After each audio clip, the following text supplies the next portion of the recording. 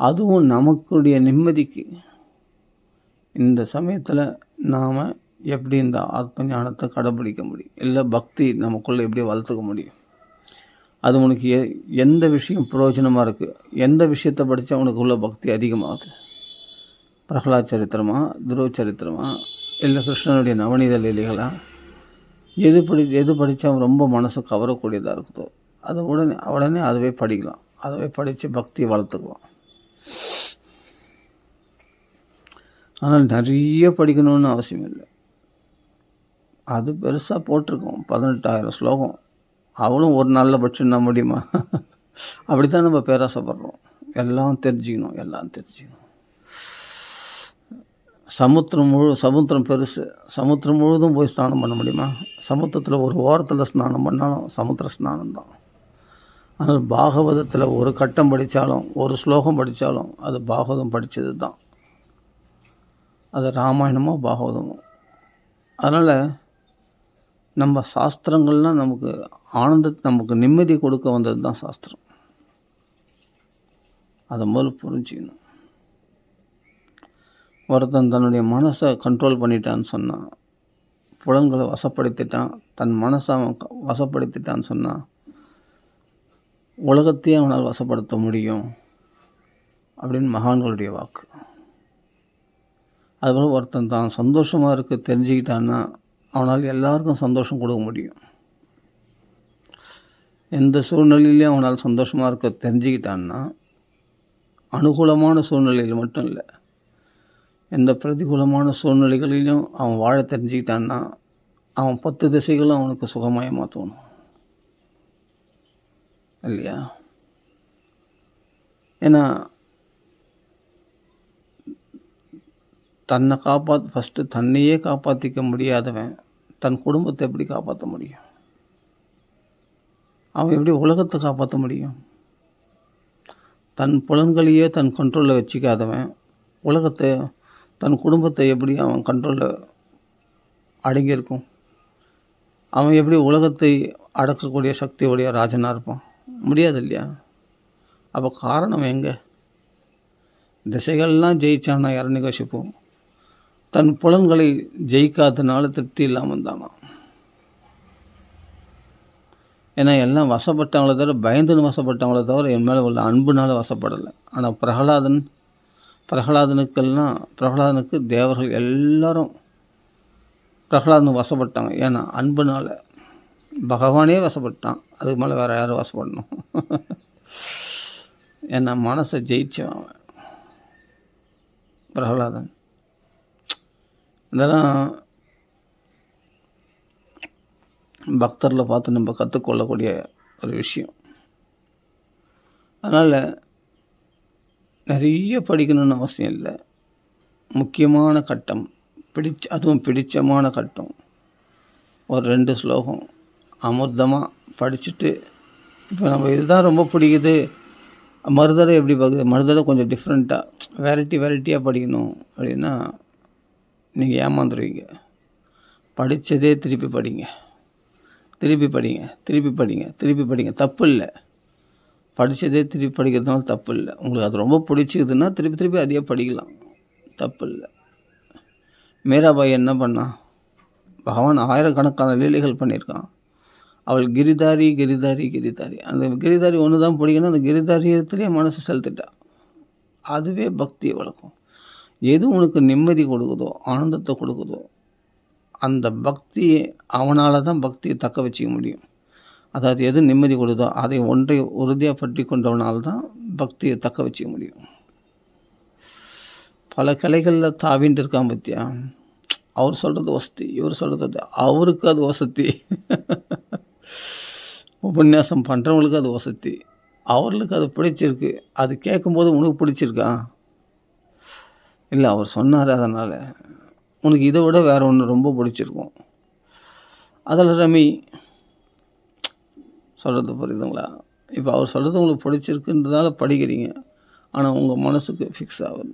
ஏன்னா யாருடைய கர்ம வினை, யாருடைய வாசனைகள் எந்த நிலையில் இருக்குது அப்படின்னு யாருக்கும் தெரியாது.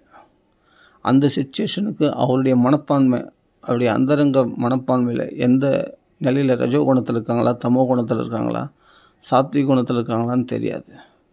அப்போ அந்தந்த சுச்சுவேஷனுக்கு அவங்களுக்கு சில விஷயங்கள் பிடிக்கும், சில விஷயங்கள். இப்போ நரசிம்மாகாரமாக உக்கிரமாக வந்தான் அடி தடில் அப்படின்னா சில பேர் பிடிக்கும். சில பேருக்கு வந்து சாந்தமாக கிருஷ்ணனுடைய அந்த சியாம சுந்தர லீலைகள் பிடிக்கும். சாந்தமான அந்த பகவானுடைய அந்த நவநீத குதூகலம் சில பேர் பிடிக்கும். அதான் நவரசங்கள் இருக்குது, 12 ரசங்கள் சொல்லப்படுகிறது. பீபத்சம், பயம், பயானகம், அதுபோல் ஏதோ ஒரு விஷயம் பிடிக்கும். அந்த விஷயம் உங்கள் சுச்சுவேஷனுக்கு எது பொருந்ததோ அதை எடுத்துக்குங்க. இன்னொருத்தர் சொல்கிறாருன்றதுக்காக அதை எடுத்துக்காதீங்க. அவர்களுக்கு அது ரொம்ப நிம்மதி கொடுக்கும், அது ரொம்ப சந்தோஷம் கொடுக்கும். கட்சியில் பார்த்தா அது உங்களுக்கு நிம்மதி கொடுக்காது, அது உங்களுக்கு சந்தோஷத்தை கொடுக்காது. அவருக்கு அது சந்தோஷம் கொடுத்துருக்கலாம். இல்லை சாஸ்திரங்களை சொன்னால், சாஸ்திரங்களை பார்த்தா இது இப்படிப்பட்ட பலன் கொடுக்கும், அப்படியேப்பட்ட பலன் கொடுக்கும், ஆஹா ஓஹன் பலன் கொடுக்கும் அப்படின்லாம் சொல்லியிருப்பாங்க. சொன்ன உடனே நம்ம என்ன பண்ணுவோம், உடனே மயங்கி ஆமாம் இவ்வளோ பேர் பலன்கள்லாம் கொடுக்குதுன்னு சொல்லிட்டு அதில் போய் ரமிப்பாகும். ஆனால் மனசு ரமிக்காது. நல்லா புரிஞ்சுக்கணும், எல்லாமே பலன் கொடுக்கும், எல்லா நாமமும் பலன் கொடுக்கும், எல்லா லீலைகளும் பலன் கொடுக்கும், எல்லா பலன்களையும் கொடுக்கும். இப்போ நான் கோவர்த்தன உத்தாரணம் பண்ண லீலைகள் படித்தா எனக்கு இந்த சில பலன்கள் தான் கொடுக்கும், மற்ற பலன்களும் அப்படிலாம் கிடையாது. நீ அந்த ஒரு லீலையே நீ அந்த 5 அத்தியாயத்தையே நீ 10 தடவை இல்லை 100 தடவை படித்தா கூட அது உனக்கு எல்லா பலன்களையும் கொடுத்துரும். ஆமாம், அது அவங்களுக்கு பிடிச்சி போயிருக்குன்னு சொன்னால் ஒரே நாமத்தையே நீ சொல்கிறதுனாலே உனக்கு மற்ற நாமங்களால் கிடைக்கக்கூடிய பலன்களும் அந்த ஒரு நாமமே கொடுத்துரும். ஒரே லீலையை நீ படிக்கிறதுனால உனக்கு மற்ற சந்தோஷங்கள் எல்லாமே அந்த ஒரு லீலையிலே கிடைச்சிடும். ஏன்னா பகவான் சர்வசக்தி படைத்தவன். கோவர்த்தன உத்தாரணம் பண்ணவன் தானே காளியனத்தனம் பண்ணான். இவன் வேற அவன் வேறவா?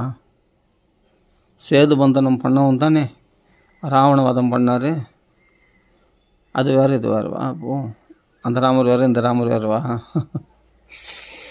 அந்த ராவணனை வதம் பண்ணவர் தானே இந்த இடத்துல கம்சனை வதம் பண்ணியிருக்காரு. அப்போ அந்த கிருஷ்ணன் வேறு அந்த ராமர் வேறுவா? அப்படிலாம் கிடையாது. சர்வ வல்லமை பொருந்தி அந்த பகவானுடைய அவன் தானே வந்து நரசிம்மாகரம் வந்து கீழ்ச்சி போட்டான். அவன் தானே வந்து வராக அவதாரமாக வந்து பூமி உத்தாரணம் பண்ணான். அப்போ இந்த சக்தி அவன் கையில் கிடையாதா? எல்லாமே இப்போது வராக அவதார கதையில் படித்தா சகலாசிஷா எல்லா ஆசீர்வாதங்களும் கொடுத்துருமா வராக அவதார சரித்திரத்தை படித்தா. அப்படின்னா எல்லா பகவானுடைய எந்த அவதாரத்துக்கும் எல்லா சக்திகளும் உண்டு. நமக்கு எது பிடிக்குது அதுதான். அந்த நிம்மதி வேணும், அந்த சந்தோஷம், அந்த ஆனந்தகர மனஸ்தா. அதனால் எப்போ தான் மனசு நமக்கு வசப்படும்? நிறைய இருக்குது. எல்லாம் எப்படியாவது எல்லாம் இந்த நம்ம ஆயுசு முடித்துக்குள்ளே பாகவதம் பூரா படித்து தெரிஞ்சுக்கணுன்னு தான் ஆசை. ராமாயணம் பூரா படித்து தெரிஞ்சுக்கணும் தேவையில்லை. படித்து தெரிஞ்சுக்கிட்டு மட்டும் என்ன பண்ண போகிறேன்? லயமாகாமல் மனசு பகவத் பக்தியில் லயமாகத்து தான் முக்கியமே தவிர நிறைய விஷயங்களை தெரிஞ்சுக்கிறது முக்கியம் இல்லை. உன் மனசு ஒரு ரூபத்தில் ஒரு லீலையில் லயமாகி அதை ரசித்து அதான் ரசிகாக புவி பாவகா அவரில் தான் இங்கே கூப்பிட்றாரு. நிறைய படித்த பண்டிதர்களை கூப்பிடல இங்கே. யார்? சுகாச்சாரியார். ரசிகனாக இருக்கணும், அதில் லயமாகணும். அவன் மனசு ரசம் ஆலயம், அந்த ஆன்மா லயமாகணும். அப்படியேப்பட்டவர்கள் தான் புவி பாவகாக அந்த பாவத்தை சுவைக்க தெரியணும். அப்படியேப்பட்டவர்கள் தான் இந்த பாகவதத்தில் அழைக்கப்படுகிறார்கள். அது மட்டும் இல்லை, எவ்வளவு கேட்டாலும் ஒரே பகவானுடைய பெருமை தான். பல புராணங்களில் கேட்டாங்க சௌனகாதி மகரிஷிகள். ஆனால் வயம் துண வித்ருப்பியாம உத்தம ஸ்லோக விக்ரமே எத் சுன்பதாம் ரசஜானம் சுவாது பதே திருப்பி அதான் சொல்கிறேன். ரசிகாக புவிபா முகுன்னா அடிக்கடி திருப்பி கேட்டதே திருப்பி கேட்டால் கூட அந்த கேட்டது போதும்னு தோணக்கூடாதான். வயம் துண வித்ருப்பியாம பத்மபுராணத்தில் விஷ்ணு புராணத்தில் நிறைய கேட்டிருக்காங்க சவுனகாதி மகரிஷிகள் சூதரிடத்தில். ஆனால் தெரியும் பாகவதத்துலேயும் அதே புகழ் தான் பாகவத்துலேயும் சொல்கிறாரு. ஆனால் கேட்டதுலேயே தான் திருப்பி கேட்குறாங்க. கேட்டதே திருப்பி கேட்டாலும் அது சுவை சுவாது பதே பதே. வேற ஒன்று கேட்கணும்னு தோணாது. ஒவ்வொரு நாளும் புதுசான இன்பத்தை கொடுக்கக்கூடிய அந்த கேட்ட விஷயத்தையே திருப்பி கேட்கறதுனால தப்பு இல்லை. தப்பு நிறைய அதான் சொல்கிறேனே, என்ன கேட்டது தானே, கொஞ்சம் வெரைட்டிலாம் வேணாம். நீங்கள் ஒன்றுத்தில் நல்லா பிடிச்சிக்கிட்டு அந்த ஒரு லீலையிலேயே நீங்கள் ஆழ்ந்து போயிட்டீங்கன்னா, அந்த லயம் ஆகிட்டிங்கன்னா, பகவானத்தில் மனசை பதிய வச்சிட்டிங்கன்னா, அதுதான் பர்ஃபெக்ஷன், அதுதான் பூர்ணத்துவம். நிறைய தெரிஞ்சிருக்கிறவங்க உபன்யாசம் பண்ணுறவங்க தெரிஞ்சுக்கிட்டோம். ஆமாம், 4 பேருக்கு உபன்யாசம் பண்ணணும், அதனால் மாற்றி கதை சொல்லணும் அப்படின்றவங்க சன்மானத்துக்காக பாகவதம் சொல்கிறவங்களும் இருக்காங்க. சில பேர் ரசித்து மக்களுக்காக பாகவதம் சொல்கிறவங்களும் இருக்காங்க. அவங்க தெரிஞ்சுக்கிட்டோம். உங்கள் சுச்சுவேஷனுக்கு, உங்கள் குடும்ப சூழ்நிலைக்கு, உங்களுடைய பிரச்சனையை தீர்க்கறதுக்கு எது உதவுமோ, உங்கள் பிரச்சனைகளை தீர்க்கறதுக்கு எது உதவுமோ அதை பிடித்து கொள்ளுங்கள். அது நாமமாக இருக்கலாம், அது பகவானுடைய லீலைகளாக இருக்கலாம், அது பிடித்த கட்டங்களாக இருக்கலாம். அதை எடுத்துக்கொள்ளுங்கள். அதுதான் உங்கள் மனசுக்கு சாந்தியை கொடுக்கும். மற்றவர்களை பார்த்து புளியை பார்த்து பூனை சூடு போட்டுருந்த கதையாகிடக்கூடாது. அவர்கள் சொன்னாங்க, இவர்கள் சொன்னாங்கன்னு போதும். நீ மற்றவங்களுக்காக வாழ்ந்ததெல்லாம் போதும். அந்த மகாத்மா சொன்னார், இந்த மகாத்மா சொன்னார், அவங்க அந்த இதெல்லாம் பாராயணம் பண்ணோம், அதெல்லாம் பாராயணம் பண்ணோம், அதெல்லாம் வேணாம். ஃபஸ்ட்டு உன்னையே நீ எண்ணிப்பார். இந்த உலகத்தில் எது சொந்தம் யோசித்துக்கோரு அப்படின்னு சொல்லுவாங்க இல்லையா? அது மாதிரி ஃபஸ்ட்டு நீ எந்த நிலைக்கு, நீ எதுக்கு லாய்க்கு, இதான் அண்ணா சொல்லுவார். நீ எதுக்கு லாய்க்கு, உனக்கு எது தரிக்க முடியும், உனக்கு என்ன சக்தி உடையது, உன் சக்திக்கு எது முடியும், நீ எதுக்கு தகுதி உடையவன். ராமான்னு சொல்ல தான் முடியும். தாராளமாக அதை பண்ணு, அதை லயிச்சு பண்ணு, அதை திருப்திகரமாக பண்ணு. 3 மணி நேரம் சொல்லணுமான்னு 10 நிமிஷம் சொல்லு. அந்த 10 நிமிஷம் நல்லா மனசு லயிச்சு ராமநாமத்தில் லயிச்சு சொல்லு. அதுக்கு உடனே 3 மணி நேரம் நீ செதறவிட்ட மனசோடு சொல்கிறக்கூடிய பலன் 10 நிமிஷம் லயத்தோடு சொல்லக்கூடியதுனால கெட்டுடும். மனசு உரிமைப்பட்டு சொல்கிறதுனால கெட்டுடும். திருப்தியாக செய்யணும். எது செய்தாலும் திருப்தியாக பகவானத்தில் மனசு ஈடுபட்டு சந்தோஷமாக செய்யணும். ஒருமுகப்பட்ட மனசோடு அப்படின்னோடனே உடனே கண்ணை இறுக்கின்னு மூடிக்கின்னு அப்படியே தியானம் பண்ணி ஒருமுகப்பட்ட மனசோடு அப்படின்னு இறுக்கத்தோடு சொல்கிறது இல்லை, ரிலாக்ஸாக சொல்கிறதுன்னு அர்த்தம். ஒருமுகப்பட்ட மனசோடுன்றது ரிலாக்ஸாக சொல்கிறதுன்னு அர்த்தம், நிம்மதியாக ஆனந்தமாக சொல்கிறதுன்னு அர்த்தம். சாவதான தயா சுணு, கவனக்குறைவில்லாமல் கேட்கணும். சாவதானமாக அப்படின்னா சாவதானமாக ரிலாக்ஸ்ன்னு அர்த்தம். ஒரு விதத்தில் சாவதானமான கவனக்குறைவில்லாமல் கேட்கணும். ஒரு விஷயத்தை கேட்டால் அர்த்தமாக கேட்கணும், அர்த்தமாக சொல்லணும். ஒருமுகப்பட்ட மனதுன்னு ரொம்ப அப்படியே நம்ம இறுக்கமாக மனசு ஒருமுகப்படுத்த வேறு எங்கே சதுரடி ஓடாது அப்படி இப்படின்னு, அது இல்லை ஒருமுகப்பட்ட மனசு. அது இன்னும் சதுரடியும். டைட் பண்ணுறது இல்லை, மனசை ரிலாக்ஸ் பண்ணுறது. அந்த நிம்மதியாக ரிலாக்ஸாக ராம ராம ராம ராம ராம ராம ராம ராம் ராம ராம ராம ராம் ராம ராம ராம ராம ராம ராம ராம ராம் ராம ராம ராம ராம ராம ராம ராம ராம் ராம ராம ராம ராம ராம ராம ராம ராம் ராம ராம ராம ராம ராம ராம ராம ராம். ஜபமாக ஜபிச்சா மனசு லேக்கலண்ணா, இவ்வளோ கீர்த்தனமாக பாடினா மனசு சந்தோஷமாக பாடு. உன்னை யார் வானான்னு சொன்னது, உன்னை யார் கை கட்டி போட்டாங்க, ரசித்து பாடு. ராமநாமம் ரொம்ப பிடிக்குன்னா பல ராகங்கள், 1000 கோடிக்கணக்கான ராகங்கள் இருக்குது. அது உனக்கு பிடிச்ச ஏதாவது ஒரு ராகத்தை எடுத்துக்கோ. அந்த ஒரு ராகத்தில் நீ அரை மணி நேரம் பாட்டோம், ஆனால் இந்த ராகம் வேணாம் அப்படின்னு நினைக்க வேணாம். உனக்கு அந்த ராகமே உனக்கு லைக்குதுன்னா உனக்கு பிடிச்ச மாதிரி நீ நடந்துக்கணும். ஃபஸ்ட்டு உனக்கு பிடிக்கிட்டோம், ஃபஸ்ட்டு நம்மளை சில பேர்கள் கேட்டிருக்கேன், அது நம்ம அழகாக இருக்கிறோன்னு நம்ம நம்பணுமா, அப்போ தான் நம்ம அழகாக இருப்போமா அப்படிலாம் சொல்லுவாங்க. அது மாதிரி ஃபஸ்ட்டு நம்மளை நாம் ரசிக்க தெரியணும். நமக்கு நம்ம நிம்மதி, நம்ம இன்னொருத்தருக்காக நம்ம எதுனா உடனே வெரைட்டியாக மாற்றணும் அப்படிலாம் அதெல்லாம் கிடையாது. நீ 10 பேரோட சேர்ந்து பண்ணும்போது மாற்றிக்கோ. ஆனால் நீ தனிமையில் இருக்கும்பொழுது ரசிச்சுக்கோ. ஒன்றையே உறுதியாக பிடிச்சிக்கோ. உனக்கு இது ரொம்ப பிடிச்சி போச்சுன்னா 10 வெரைட்டி மாற்றணும் இல்லை. இந்த வெரைட்டியே உனக்கு பிடிக்குது, இந்த ராகமே உனக்கு பிடிக்குதுன்னா அதையே நீ நாள் முழுவதும் பாடு. இல்லை உனக்கு கொஞ்சம் திவட்டுற மாதிரி இருக்குன்னா வேறு ராகத்தை மாற்றிக்கோ. உன் இஷ்டம்தான். வேறு ராகத்தில் அதுக்காக டைட்டாக ஒரே ராகத்தில் பாடி ஆகணும்லாம் கிடையாது. உனக்கு பிடிச்சா பாடு, பிடிக்கலன்னா வேறு ராகத்தை மாற்றிக்கோ. உன்னை யார் கேட்குறான்? ஆமத்தான் நாமத்தை சொல்லிகிட்டே இரு. படிச்சுட்டா ரொம்ப நேரம் சொன்னான், இல்லை ரொம்ப நேரம் சொல்ல சொன்னாங்க, 3 மணி நேரம், அதுவும் உன்னுடைய ஆஃபர், உன்னுடைய சாய்ஸ் தான். நீ ரொம்ப நேரம் சொல்லணும்னு ஒன்று யாரும் டைட் பண்ணல. பக்தின்றது சுதந்திரமாக பக்தி பண்ணோம், எவ்வளோ தான் விஷயம். பக்திக்கு தேவையே சுதந்திரம் தான். இந்த சுதந்திரத்தை இழந்துட்டு நீ என்ன பக்தி பண்ணாலும் பிரயோஜனமே இல்லை. உங்களுக்கு இந்த ராகம் பிடிச்சி பாடணுன்னா, இதுவே ரொம்ப பிடிச்சதுன்னா ரொம்ப நேரம் பாடுங்க. இந்த ராகம் பிடிக்கலன்னு சொன்னால் டக்குன்னு வேறு ராகத்தை மாற்றிக்கிட்டு நல்ல ராகத்தில் பிடிச்ச ராகத்தில் பாடுங்க. இல்லை அதுவும் பிடிக்கல வேறு ராகத்தை மாற்றிங்க. 10 ராகம் கூட மாற்றிங்க, பரவாயில்ல, தப்பு இல்லை. ஆனால் 10 ராகத்துலேயும் நீங்கள் எத்தனை தடவை பகவான் நாம சொல்லியிருக்கீங்க, அதை பகவான் கணக்கு வச்சுப்பான். வேஸ்ட்டு கிடையாது. ஐயோ 9 ராகம் பிடிக்கல, இந்த 10ஆம் ராகம் தான் பிடிச்சி, இந்த 9 ராகம் சொன்னது வேஸ்ட்டான, அந்த 9 ராகத்துலேயும் ராமநாம சொல்லியிருக்கல, அது அத்தனைக்கும் பலன் உண்டு.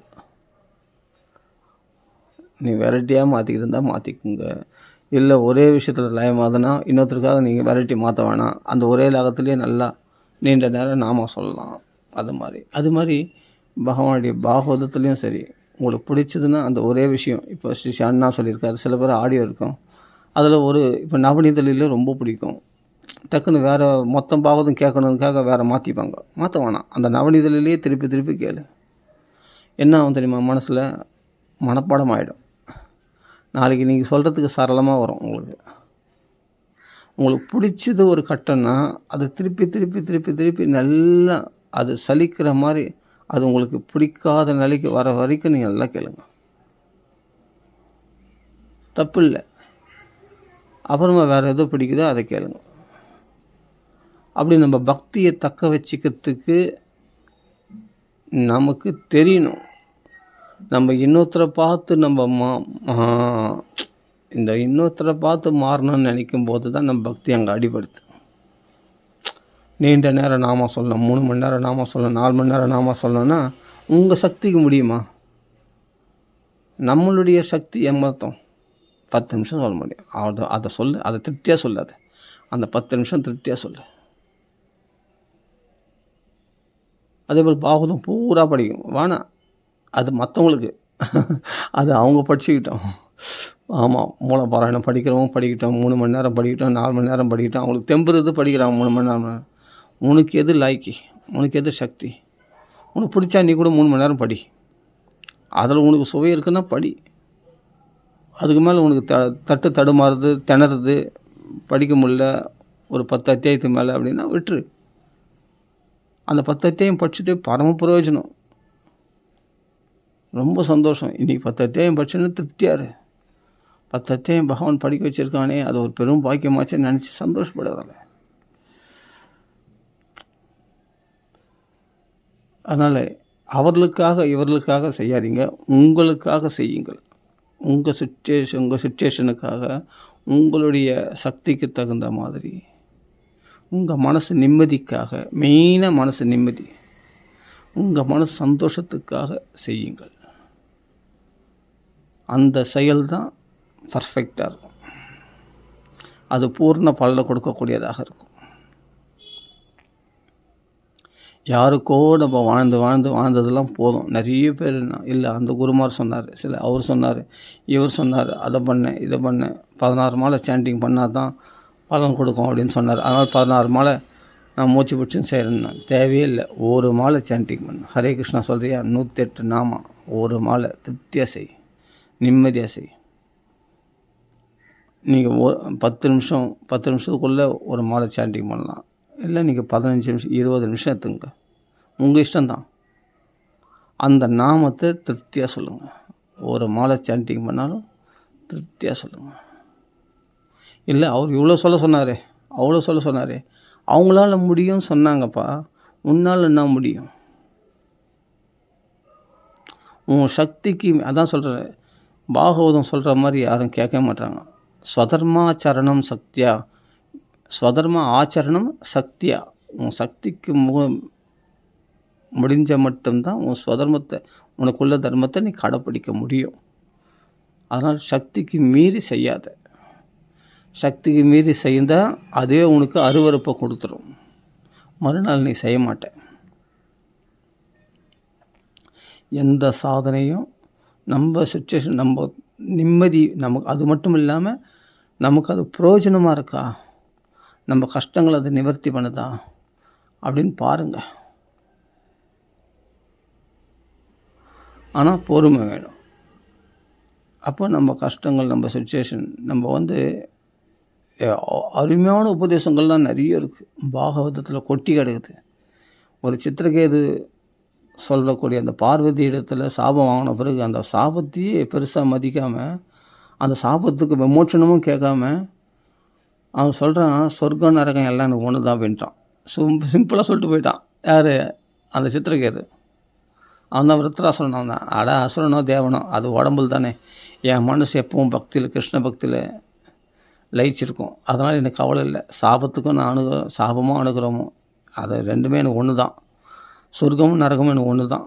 சுகமும் துக்கம் எனக்கு ஒன்று தான் அப்படின்றான். யார்? சித்திரகேது. அப்போ எந்த அளவுக்கு மனசு பக்குவப்பட்டு இருக்கிறான்.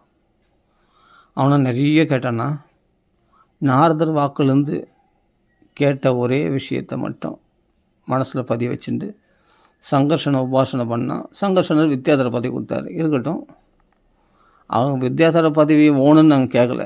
பகவான் கொடுத்தாரு, வாங்கிட்டான். யார்? சித்திரகேது. அந்த ஒரு சரித்திரத்தை நீங்கள் படித்து பாருங்கள், நம்ம எவ்வளோ பெரிய பாடமாக இருக்குன்னு தெரியுமா? நம்மளாம் சின்ன சின்ன விஷயத்துக்கெல்லாம் பயப்படுறோமே, அந்த பயம்லாம் அறவே அற்று போயிடும்.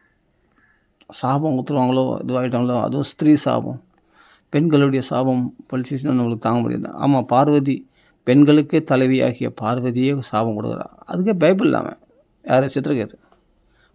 எப்படியா அது மாதிரி இருந்தேன். அதான் சொல்கிறார், அந்த அச்சுதனுக்கு பிரியம் உள்ளவன் எனக்கும் பிரியமானவன், நானும் அந்த அச்சுத பக்தன் தான் அப்படின்ட்டு சிவபெருமான் சொல்கிறார். அந்த கட்டத்தை படிக்கும்போது நம்மளுக்கு பெரிய ஒரு ஞானம், பெரிய ஒரு லெசன் கிடைக்குது, நம்மளுக்கு ஒரு பெரிய பாடம் கிடைக்குது. அப்போ எப்படி அந்த மனப்பான்மை அவ்வளோ பக்குவமாக எப்படி இருந்தார்? ஒன்றும் இல்லை, நாரதர் உபதேசம் கேட்டார். அப்புறமா இன்னொருத்தர் யார்? தேவலரா ஆள் தான். அந்த மகான்களுடைய ஒரு உபதேசத்தை கேட்டால் அந்த ஒன்றை பிடித்து கொண்டால் போதுமானது.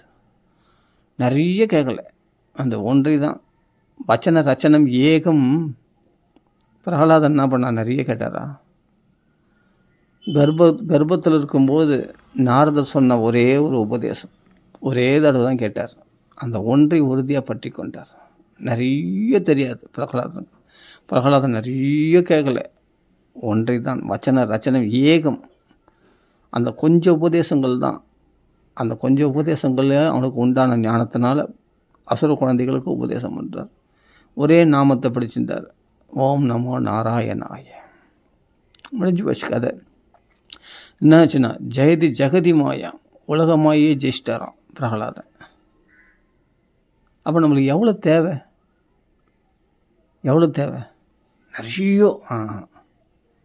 நிறைய உன்னால் தரிக்க முடியாது, நிறைய உன்னால் தாங்க முடியாது, நிறைய இருந்தால் லயமாகாது, சதுரடைய மனசு. ஒன்றை பிடி, உறுதியாக பிடி. விதுரர் என்ன கேட்டார்? விதுரருக்கு சொன்ன பாகவதம் எவ்வளோ தெரியுமா? மைத்திரையர் இந்த 3ஆவது ஸ்கந்தம் 4ஆவது ஸ்கந்தம், அதுவும் 3ஆவது ஸ்கந்தத்தில் பாதிக்கு மேலே விதுரர் கபில வாசுதேவர் கதை கேட்டார், வராகோதர் கதை கேட்டார். அடுத்தது 4ஆவது ஸ்கந்தத்தில் தக்ஷ யக்ஞ கதை கேட்டார், துருவ சரித்திரம், பிருது சக்கரவர்த்தி சரித்திரம், புரஞ்சன வாக்கியானம். அது பிறகு பிரசேதர்சுகள், பிராச்சீன பர்கேசனுடைய கதை, பிரசேதர்சுடைய கதை, புரஞ்சன வாக்கியானம், இவ்வளோ தான் அவர் கேட்டது. அத்ரி மகரிஷி மும்மூர்த்திகள் அவதாரம் பண்ணது, இந்த விஷயம்லாம் கேட்டார். சில விஷயங்கள் துருவ சரித்திரம், இது போதுமே, இதுவே அதிகமாச்சே. அதுக்கு மேலே மேலுள்ள விஷயங்களை கேட்கறதுக்கு அவர் என்ன சொல்கிறாரு, இதுலேயே அவருக்கு பகவானத்தில் எல்லையற்ற பக்தி உண்டாகி ஞானம் உண்டாகி அந்த பகவானை அடையத்துக்குரிய இந்த சம்சார சாகரத்தினுடைய கரையை காட்டி கொடுத்த என் குருநாதர் ஆகிய மைத்திரையருடைய மைத்திரையனுடைய திருவடிகளை தலையில் சுட்டிண்டு அப்போது தன் குருநாதரத்தில் பிரார்த்தனை பண்ணுறார். பிரார்த்தனை பண்ணி, இது மாதிரி எனக்கு சம்சார கரையை காட்டினீர்களே, எனக்கு மோட்ச மார்க்கத்தை காட்டினீர்களே, உங்களுக்கு நான் என்ன செய்ய முடியும் அப்படின்ட்டு கண்களில் கண்ணீர் மல்க அவர் நிறைய கேள்வி கேட்டார் விதுரர். ஆனால் அவ்வளோ கேள்விகளுக்கும் பதில் எதிர்பார்க்காம கொஞ்சம் கேள்விகளுக்கே அவருக்கு பதில் கிடைச்சதுன்னா அந்த கேள்விக்கு கொஞ்சம் விஷயத்துலேயே அவருக்கு பகவானத்தில் பக்தி உண்டாயிடுச்சு, ஞானம் உண்டாயிடுச்சு, வைராக்கியம் உண்டாச்சு. அதானே தேவை. அப்போ பலன் கிடைச்சிட்டு பிறகு இனிமேல் நிறைய கேட்கணும்னு அவசியம் இல்லை. இதுக்கு மேலே கேட்டோம்னா சிதறடைஞ்சிடும். இந்த ஒரு விஷயத்தை கேட்டதுக்கே துருவ சரித்திரம் புது சக்கரவர்த்தி கேட்டதுக்கு அவர் பக்தி உண்டாயிடுச்சு, பகவானத்தில் எல்லையற்ற பக்தி உண்டாயிடுச்சு. யாருக்கு? விதுரருக்கு. அதுவே போதும்னு சொல்லிட்டு மைத்திரி இடத்துல விடை பெற்றுக்கொண்டு அஸ்தனாபுரத்திற்கு திரும்பினார் அப்படின்னு இதே பாகவத்தில் பார்க்குறோம். நாம் என்னன்னா சப்தாக முறையில் ஃபுல்லாக பரிசுத்த கதையிலிருந்து சுகாச்சாரிய கதையிலேருந்து எல்லாத்தையும் கேட்குறோம். ஆனால் நமக்கு ஏன் ஞானம் உண்டாகலை? எல்லாரையும் சொல்கிறேன், சில பேர் சொல்கிறேன், எவ்வளோ கேட்டிருக்கோம், ஆனால் நமக்கு ஏன் ஞானம் உண்டாகலை? ஏன்னா லயமாகலை, மனசு லயமாகலை. ஒருமுகப்பட்ட மனதோடு நம்ம கேட்க வேண்டியது இவ்வளவு தான், நிறைய இல்லை. விதுரர் என்ன பண்ணார்? 3ஆம் ஸ்கந்தம், அதுவும் பாதிக்கு மேலே 4, அதான் வராக அவதாரம், கபில வாசுதேவர் அவதாரம், 2 அவதாரம் தான். எதில் விதுரர் கேட்டது? 3ஆவது ஸ்கந்தத்தில். 4ஆம் ஸ்கந்தத்தில் பிருது சக்கரவர்த்தி அவதாரம், அத்ரி மகரிஷியுடைய மும்மூர்த்திகளுடைய அவதாரம், அப்புறமா தத்தாத்திரேய அவதாரம், அதான் துருவ சரித்திரம், அப்போ புரஞ்சன பாக்கியம். இவ்வளோ தான், ரொம்பலாம் கிடையாது. அதுலேயே அவருக்கு திவ்ய ஞானம் பக்தி எல்லையற்ற பக்தி உண்டாயிடுச்சு. ஒன்றும் இல்லைங்க, இந்த பகவஸ்தவன் சொல்லக்கூடிய ருத்ரகீதம்னு ஒன்று இருக்குது. அதை படித்தா பக்தி வராதவங்களுக்குலாம் வரும். இப்போ நான் சொல்லிட்டு தான் ஒன்று, அதை மட்டும் படிக்காதீங்க. அது பக்தி வராதவங்களாம் வரும். அவ்வளோ விஷயங்கள், அவ்வளோ ஆழ்ந்த கருத்துக்கள், லயம், மனசு அவ்வளோ ரம்யமாக இருக்கும் படிக்கிறதுக்கு. ஜிதம்த ஆத்மவி ஸ்வஸ்தைய ஸ்வஸ்திரஸ்துமே அப்படின்னு சொல்லிட்டு பவதார ஆதசாரார்த்தம் அப்படின்ட்டு ஆரம்பிக்கும் அந்த ஸ்லோகம். நான் என்ன சொல்கிறேன்னா,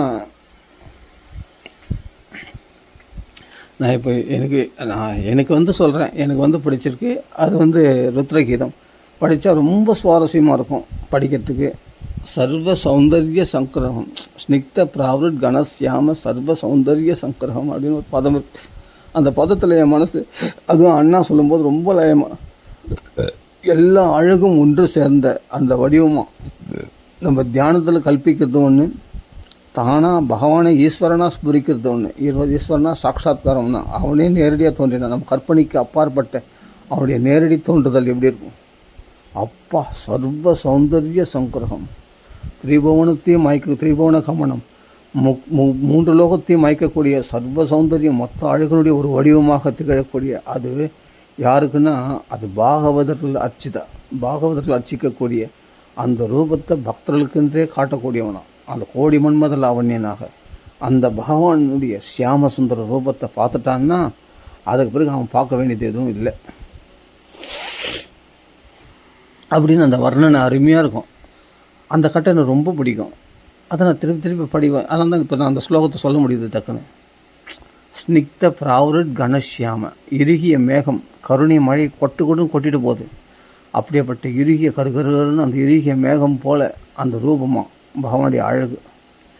அவர் சர்வ சௌந்தர்ய சங்கரமாக, அந்த சௌந்தர்யம், அந்த அழகுனால் நம்ம அப்படியே நம்மளை மயக்கிட போகிறான், நம்ம மேலே கருணையை கொட்டிட்டு போகிறான் அப்படின்ற ஒரு கட்டம் அது.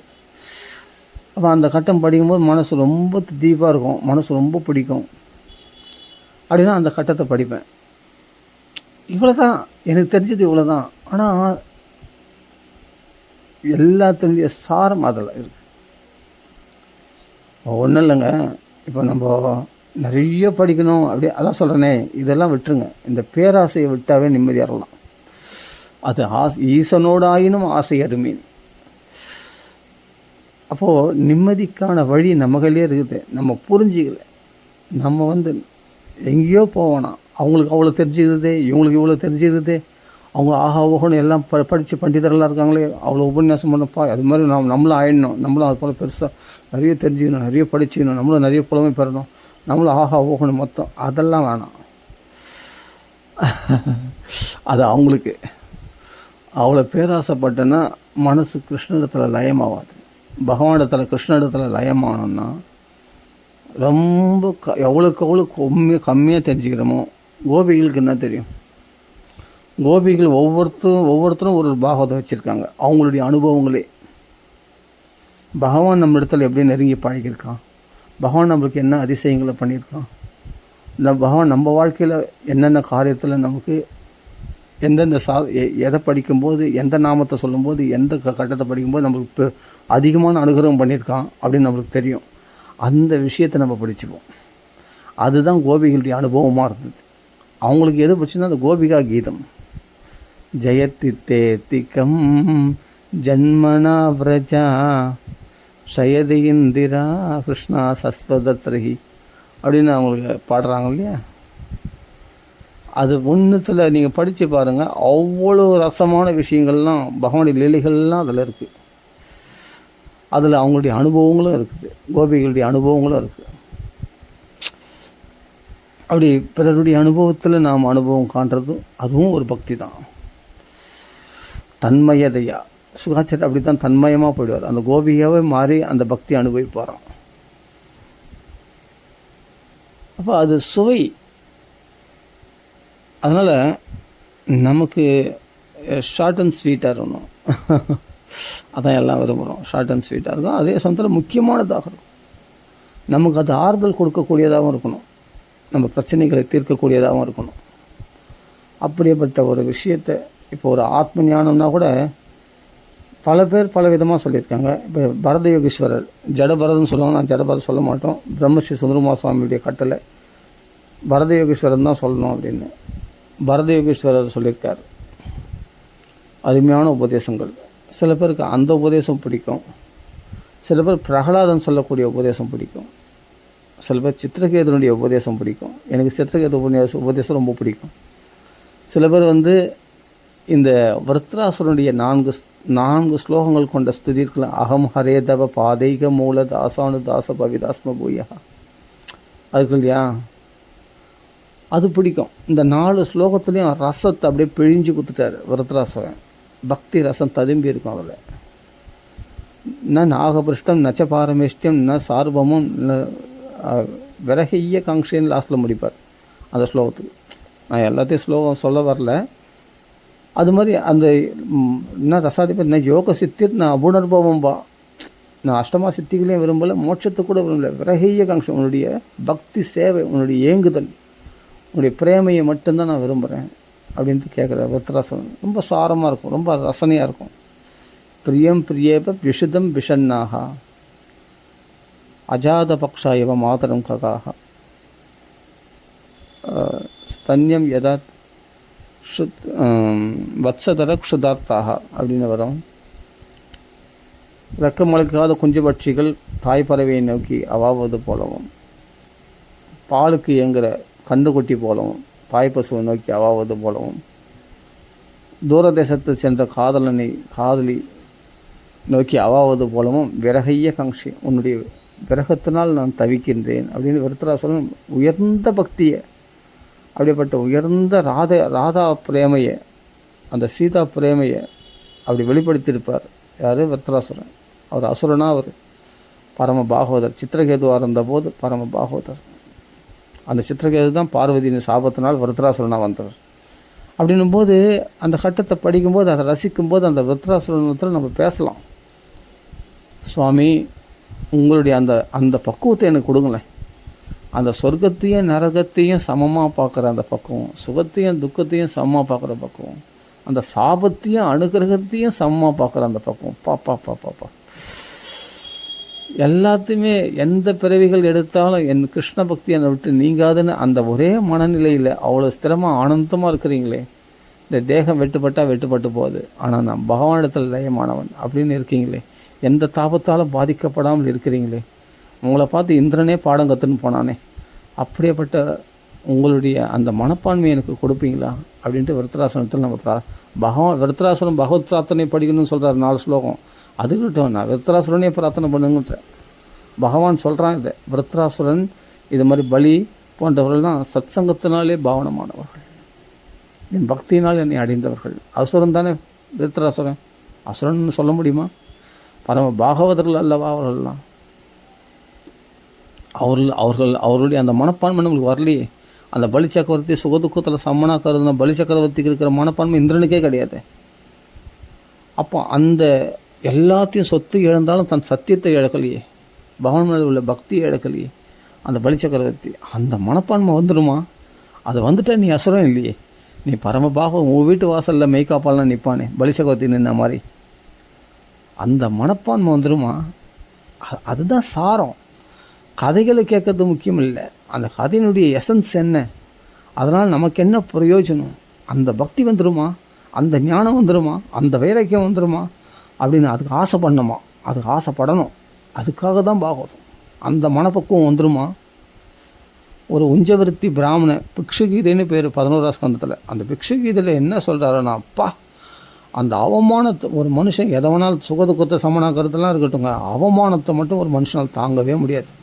தன்னை ஒருத்தன் அவமதிச்சிட்டான்னா அவனால் தாங்கிக் கொள்ளவே முடியாது. பெரிய விஷயம் என்னென்னா அவமானத்தை தாங்கிறது தான். அந்த அவமானத்தை தாங்கிறதுக்கு ஒரு உபாக்கியம், ஒரு கதையே சொல்கிறார் பகவான் உத்தவருக்கு. யார்? கிருஷ்ணர். அதுதான் பிக்ஷுகீதைன்னு பேர்.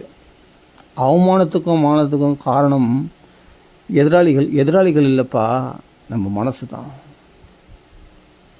இது அவமானமாக நினைக்கிறது எது? மனசு தான். அது அவமானம் இல்லையே. எப்படி அவமானமாகும்? இவன் என்னை அடிச்சிட்டான், ஒரு துஷ்டன் வந்து என்னை அடிச்சிட்டான், என்னை திட்டான், என் மேலே மூத்திரத்தை வசிட்டான். சரி, நீ போகிற ஒரு இடத்துல நிற்கிற, ஒரு சைக்கிள் ஸ்டாண்டில் நிற்கிறோம். ஒரு சைக்கிள் ஸ்டாண்டு பார்த்தா நிறைய சைக்கிள் இருக்கும். அந்த இடத்துல நான் நின்றுருக்கேன். அங்கே ஒரு புங்கை மரம் இருக்கும். அந்த புங்கை மரத்தில் ஒரு காக்கா வந்து எச்சமிட்டுச்சு தலைமலை. அந்த காக்கா என்ன பண்ண முடியும் உன்னால்? அந்த காக்காவோடவே போய் பறக்க முடியுமா உன்னால்? பறந்து அந்த காக்காவை அடிச்சிடுவியா? அந்த காக்கா எச்சமிட்டுச்சு தலைமலை. உடனே தலையை துவச்சிக்கிறான். இது நிறைய பேருக்கு நடந்துருக்கும். காக்கா அசிங்கம் பண்ணிடுச்சு நம்ம தலையில். என்ன பண்ணுவோம்? உடனே வாட்டர் கேன் எங்கன்னா இருந்தா, தண்ணி இருந்தான்னு தேடி உடனே அந்த தலையை துவச்சிடுறோம். அந்த என்னடா மலம். அப்போது அபான வாயு விடுறாங்களாம். யார் மேலே? இந்த பிக்ஷு மேலே அபான வாயு விடுறாங்களாம். மலமூத்திரத்தை விசர்ஜனம் பண்ணுறாங்களாம் அவர் மேலே. தலையில் எச்சு துப்புறாங்களாம். அப்போ ஒரு காக்கா எச்சம் விட்டுதுன்னா அந்த காக்காவுனால ஒன்றும் பண்ண முடியல, உடனே தலையை கழுவின்னு போகிற. ஆனால் ஒரு மனுஷன் அவமானப்பட்டுனா உன்னால் தாங்கிக்க முடியல. அதே மாதிரி மனுஷனுடைய மலத்தை அந்த பிக்ஷு மேலே போடுறாங்க, அவமதிக்கிறாங்க. அவர் சாப்பிட்ற சாப்பாடில் மூத்தத்தை விடுறாங்க. அப்போ இதெல்லாம் வந்து என்னென்னா பெரிய அவமானம். ஒரு நாய் வந்து அது காலத்துக்கு ஒன்றுக்கு வந்துடும். அவர் வண்டியில் உட்காந்துருக்காரு தெரியாமல் அவருடைய வேஷ்டியில் ஒன்றுக்கு வந்துடுச்சு. அந்த நாய் என்ன பண்ண முடியும்? அந்த நாயை தித்தின் பின்னாடி ஓட முடியுமா? அப்புறம் உடனே அந்த வேஷ்டி என்ன பண்ணார்? உடனே கழுவி சுத்தம் பண்ணி அதை துவைச்சி போடணும். அவ்வளோதான். அதான் நம்ம பண்ண முடியும். அதுக்கு என்ன திருத்திக்கணுமோ அதான் வழி. ஏகநாதர் என்ன பண்ணார்? தலையில் எச்சல் துப்புனா, வெத்தல் பாக எச்சல். அதை மறுபடியும் போய் அவர் பாட்டு ஸ்நானம் பண்ண வந்தாரை தவிர அந்த எச்சல் துப்புற அந்த துஷ்டனை ஒன்றுமே திட்டலை அவர். யார்? அந்த ஏகநாதர். அப்போ இந்த விஷயங்கள்லாம் நமக்கு வந்து என்னென்னா எதுக்கு நம்மளுக்கு சொல்லியிருக்காங்கன்னா, இது பாடம். இப்போ ஒரு காக்கை வந்து எச்சமிட்டுச்சுன்னா ஒரு சைக்கிள் ஸ்டாண்டில் நம்ம தலையில் உடனே கழுவிக்க போகிறோம். இதே ஒரு மனுஷன் பண்ணான்னா நம்மளால் மன்னிக்க முடியாமல் உடனே அவங்களுக்கு கோவப்படுறோம் இல்லையா? அந்த காக்காவை ஏன் ஒன்றும் பண்ண முடியல உன்னால்? சரி, ஒருத்தன் அடிச்சிட்டான்பா, நம்மளுக்கு சுரியன்னு ரத்தம் வந்துச்சு, ஒரு அடி அடிச்சிட்டான், நம்மளுக்கு வீங்கி போச்சு. உடனே அவன் என்னம்மா அடிக்கலாம், எவ்வளோ பெரிய ஆள் நான் அப்படின்ற. உன் நாக்கு வந்து உன் பல்ல கடிச்சிச்சு, செம்ம வலிக்குது. உன் நாக்கே உன் பல்ல கடிச்சிச்சு. ஏன் உன் பல்ல தட்டிட்டேன்? பல்ல தட்டு பார்க்கலாம். உன் பல்ல தட்ட முடியலையே, ஏன்? அது என் பல்லாச்சே. அப்போ இந்த நாக்கு உன் நாக்கு தானே, இந்த பல்லு தானே நாக்கை கடிச்சிச்சு தெரியாமல். ஏதோ ஒன்று மெல்லும் போது, சாப்பாடு சாப்பிடும்போது மெல்லும் போது தெரியாமல் பல்ல கடிச்சிச்சு. என்ன பண்ணுறது, உடனே நாக்கு சரியான வலி வலிக்குது, அப்படியே துண்டாக வர மாதிரி, நாக்கு அப்படியே ரத்தம் வர மாதிரி ஆயிடுச்சு. பல்ல கடிச்சிக்கிட்டு செம்ம வலி வலிக்குது. பல்ல தட்டி விட்டு பல்ல பிடிங்கிட்டு வேணும். ஏன் பல்ல பிடுங்க முடியல? ஏன் பல்ல ஆச்சே, அதே தான். என் பல்லு என் நாக்கை கடிச்சிது. அப்போ நான் என்ன பண்ண முடியும்? ஒன்றும் பண்ண முடியாது. அந்த நாக்குக்கான வலி, அது புண்ணை ஆற்றுறதுக்கான மருந்து தான் நீ போட முடியும், இல்லையா? இதுதான் பிக்ஷுகீதையில் வருது. அதே மாதிரி ஒருத்தன் வந்து ரோட்டில் போகிறான், ஒரு கால் தடுக்கி அந்த நகமே நிறைய பேருக்கு இது அனுபவம் இருக்கலாம். சில பேருக்கு அந்த காலத்தில் என் நகம் கூட பேந்துன்னு இருக்குது. அப்புறம் 2-3 தடவை அந்த ஒரு சரியான கூழாங்கல், அது ரோடு போட்டிருப்பாங்க இல்லையா, அந்த கல் வந்து என்னென்னா முளைச்சின்னு அப்படி நிற்கும். அப்படின்னா நம்ம செருப்பு போடாமல் போனால் டக்குன்னு அந்த கால் இச்சிக்கிட்டு அப்படியே நகம் பேந்துக்கிட்டு ரத்தம் வந்துடும். ஒரு கல்லில் இடிச்சுட்டு நகம் பேந்துட்டு ரத்தம் வரும், ரத்தமாக கொட்டும். அந்த கல்லை நீ என்ன பண்ண முடியும்? ஒரு முள் குத்துது, அந்த முள்ளை நீ என்ன பண்ண முடியும்? முள்ளை பிடிக்க வேறு தூரம் போட்டு அந்த ரத்தத்தை தொடச்சின்னு போவீங்க. காலில் முள் குத்துச்சு, உடனே கல்லால் அடிபட்டீங்க, அப்போ ரத்தம் வந்துச்சு, என்ன பண்ண முடியும்? திடீர்னு போகிறான் ஒரு மரத்துலேருந்து ஒரு மட்டை தலைமலை விழுந்துருச்சு, ஒரு தென்னை மட்டை தலைமலை விழுந்துச்சு, என்ன பண்ண முடியும்? இப்போ இது போல் அசம்பாவிதங்களாக எதிர்ச்சியாக நடக்கக்கூடிய இந்த விபத்துக்கள்லாம் உன்னால் எப்படி தவிர்க்க முடியாது. ஆனால் ஒரு மனுஷன் பண்ணால் மட்டும், ஒரு உயிரற்ற ஜடமாக இருக்கக்கூடிய ஒரு கல்லில் வச்சிங்கன்னா அதை மன்னிச்சிடுறேன். ஒரு மரத்துலேருந்து ஒரு மட்டை தலைமலை விழுந்தால் அது தலையை தொடச்சின்னு போயிடுறேன். ஆனால் ஒரு ஜீவனுள்ள ஒரு மனுஷன் ஏதாவது வேணுமுன்னே மொட்டுத்தனமாக கூட அடிச்சிட்டான்னா, ஆனால் நம்ம மன்னிக்க முடியல, இல்லையா? இந்த பக்குவத்தெல்லாம் வந்து யார் சொல்லிக் கொடுக்குறது? பிக்ஷுகீதையில் சொல்லிக் கொடுக்குறாங்க. அப்போ மனசு தான் காரணம். ஒரு மனசு வந்து ஒரு விஷயத்தை ஏற்றுக்குது. இதே கல்லில் அடிபட்டு ரத்தமாக வழியுது, நகம் பேந்துருச்சு, கால் கட்டை வரல, அவ்வளோ ரத்தம் பேர்ந்துன்னு கூட அந்த கல் உன்னால் ஒன்றும் பண்ண முடியல. அந்த கல் நீ அடிக்க முடியுமா? அந்த கூழாங்கல்ல ஒன்றும் பண்ண முடியாது. அது மேலே கோவப்படலை, உடனே அதுக்கு ஃபஸ்ட் எய்ட் பண்ணி அது கட்டு போட்டு அந்த நகத்தை பேர்ந்து அந்த நகத்தை மூலமாக அப்படியே தன்னாலே நகம் விழுந்துடும். அப்போ புது நகம் முளைக்கும், அது உடனே சரி பண்ண பார்க்குறோம், இல்லையா? இது மாதிரி ஒவ்வொரு விஷயத்தையும் நாம் வந்து ஒரு விஷயத்தை படிக்கிறது முக்கியம் இல்லை, அதை நம்ம மனசு கொண்டு வந்து அதை நமக்குள்ளே விசாரணை பண்ணுற பற்றியா, அங்கே தான் இருக்கே பாயிண்ட். இப்படி ஒவ்வொரு விஷயத்தையும் நம்ம நினச்சி பார்த்தோம்னா நம்மளுக்கு ஞானம் வந்துடும். உத்தவ கீதை இப்போ பலிதமாகும். இப்போ அந்த பிக்ஷு கீதை உனக்கு பிரயோஜனமாக இருக்கும். அப்போ யார் மேலே கோவப்படுவேன்? நாக்கு பல்ல கடிச்சிக்கிட்டா பல்லு மேலே கோவப்படுவேன்? நாக்கை கடிச்சிக்கிட்டா பல்லு மேலே கோவப்படுவேன்? எதிர்ச்சியாக வந்து காக்கா வந்து எச்சமிட்டா காக்கா மேலே கோவப்பட முடியும்? ஒன்று நம்ம வந்து கொக்கன்று நினைத்து கொங்கணவா அப்படின்ற மாதிரி நம்ம எரிச்சிட முடியுமா? பார்வையினாலே அந்த காக்காவை நீ எரிஞ்சு போ அப்படின்னு காக்கா எரிச்சிட முடியுமா? முடியாது. நம்ம தான் பக்குவமாக போகணும். அப்போ நம்ம மனசை பக்குவப்படுத்திக்கிறோம்ல, அந்த மனப்பக்குவம் தான் வேணும். அதுதான் பக்குவப்படுத்திக்கிறது. இப்போ என்ன பண்ணுறோம்? கல் வந்து காலை இடிச்சுக்கிட்டால் ரத்தம் வருது, ஆனால் நம்ம பக்குவப்படுத்திக்கிறோம். ஆனால் பொறுத்துக்குன்னு உடனே அதுக்கு கட்டுப்பட்டுன்னு கம்முன்னு போயிடுறோம். அந்த கல்லை நம்ம ஒன்றும் பண்ணுறதில்ல. நாக்கை பல்ல கடிச்சின்னா பல்ல தட்டிடுறதில்ல. பக்குவமாக என்ன பண்ணோம்? அதுக்கு புண்ணாத்தின்னு போயிடுறோம். அப்போ இதெல்லாம் பக்குவம் தானே. அப்போ அந்த பல்லு மேலே கோவப்படலையே, அப்போ அந்த மட்டை மேலே கோவப்படலையே, தலையில் விழுந்த மட்டை மேலே கோவப்படலையே, காக்கா மேலே கோவப்படலையே. ஏன்னா நம்ம பக்குவமாக போயிடுறோம். இந்த பக்குவம் மனுஷனிடத்தில் கடைப்பிடிச்சா என்ன? நம்ம நேரிடக்கூடிய துன்பங்களில் கடைப்பிடிச்சா எதிர்ச்சியாக வருது நஷ்டம், லாபம், சுகம், துக்கம், இதெல்லாம் மனசுக்கு அது ஏற்றுக்கொண்டால் சந்தோஷம். அதை அக்செப்ட் பண்ணிக்காமல் அதை எதிர்த்து போராடும் போது தான் துன்பங்கள் அதிகமாகுது. ஒரு தோல்வியை ஒத்துண்டா நிம்மதியாக இருப்போம். அது தோல்வி எனக்கு வந்துடுச்சு, அது என்னமா எனக்கு வரலாம் அப்படின்னு அந்த மனசு நினச்சதுன்னா அது பெரிய அவமானம். ஆமாம் வந்துடுச்சு, சரி அக்செப்ட் பண்ணிக்கிட்டேன், ஆமாம் நான் தோல்வி அடைஞ்சேன், ஆமாம் அவமானத்தை அடைஞ்சேன் அப்படின்னு அக்செப்ட் பண்ணிக்கோ. எனக்கு கர்ம வினைப்படி வந்தது, அதை ஏற்றுக்கிறேன், அவ்வளோதான். இப்போ கல் இடிப்பட்ட போது கர்ம வினைப்படி கூட நினைக்கிறதில்ல. என்ன பண்ணுறது? அதை எப்படியா சரி பண்ண தான் பார்க்கணும். அந்த கல் இடத்துல கோவப்படுறதில்லை. முள் குத்திச்சுன்னா முள் மேலே கோவப்படுறதில்ல. முள்ளை தூக்கி தூரத்தை விசிறடிச்சிட்டு வேறு யார் காலையில் முள் குத்தக்கூடாதுன்னு அது தூரம் விசிறடிச்சிடணும். சிருஷ்டி எத்தனையோ பேர் அப்புறம் போயிருப்போம். காலில் ரத்தம் வருது, உடனே என்ன பண்ணும், அந்த ரத்தத்தை தொடச்சிக்கின்னு அதுக்கு ஏதாவது ஒரு பர்னால் ஏதாவது ஒரு ட்ரீட்மெண்ட் பண்ணி அது ஒரு ஆயில்மெண்ட்டு போட்டு சரி பண்ணி பார்க்குறோம். ரொம்ப ரத்தமாக வருதுன்னா ஒரு கட்டு கூட போட்டுக்கிறோம். இவ்வளோ தானே. அப்போ நம்ம சரி பண்ணிக்கிறோம்ல. அது மாதிரி ஏன் நம்ம இந்த உலகத்தில் நம்ம எதிராளிகளிலிருந்து வரக்கூடிய கஷ்டங்களை சரி பண்ணி, அது அவமானங்களை பொறுத்துக்கூடாது, சரி பண்ணிக்கூடாது, நம்ம மனசை பக்குவப்படுத்திக்கூடாது அப்படின்னு சொல்கிறாரு அந்த கீதை, பிக்ஷு கீதை. நம்மளுக்கு எப்படி ப்ராக்டிக்கலாக உணர வச்சு,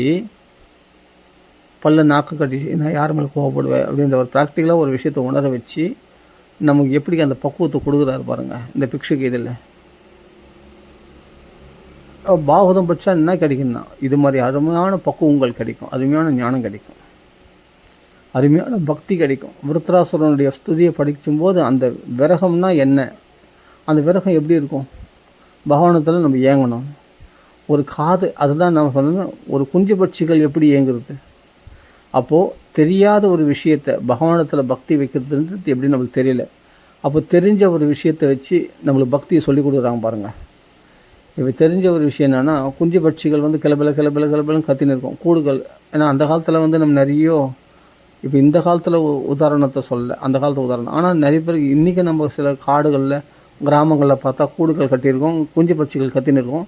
அது தாய்ப்பறவை நோக்கி அவாவின்னு இருக்கும், கிளப்பிலமாக கத்தின்னு. சில பேர் காக்கா கூடு கட்டியது கூட பார்த்துடலாம், அந்த காக்கா குஞ்சுகள் கூட கத்தின்னு இருக்கும்.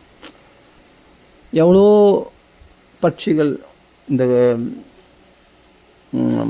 மைனா, குருவி, அதே போல் குயில், அவைகள்லாம்,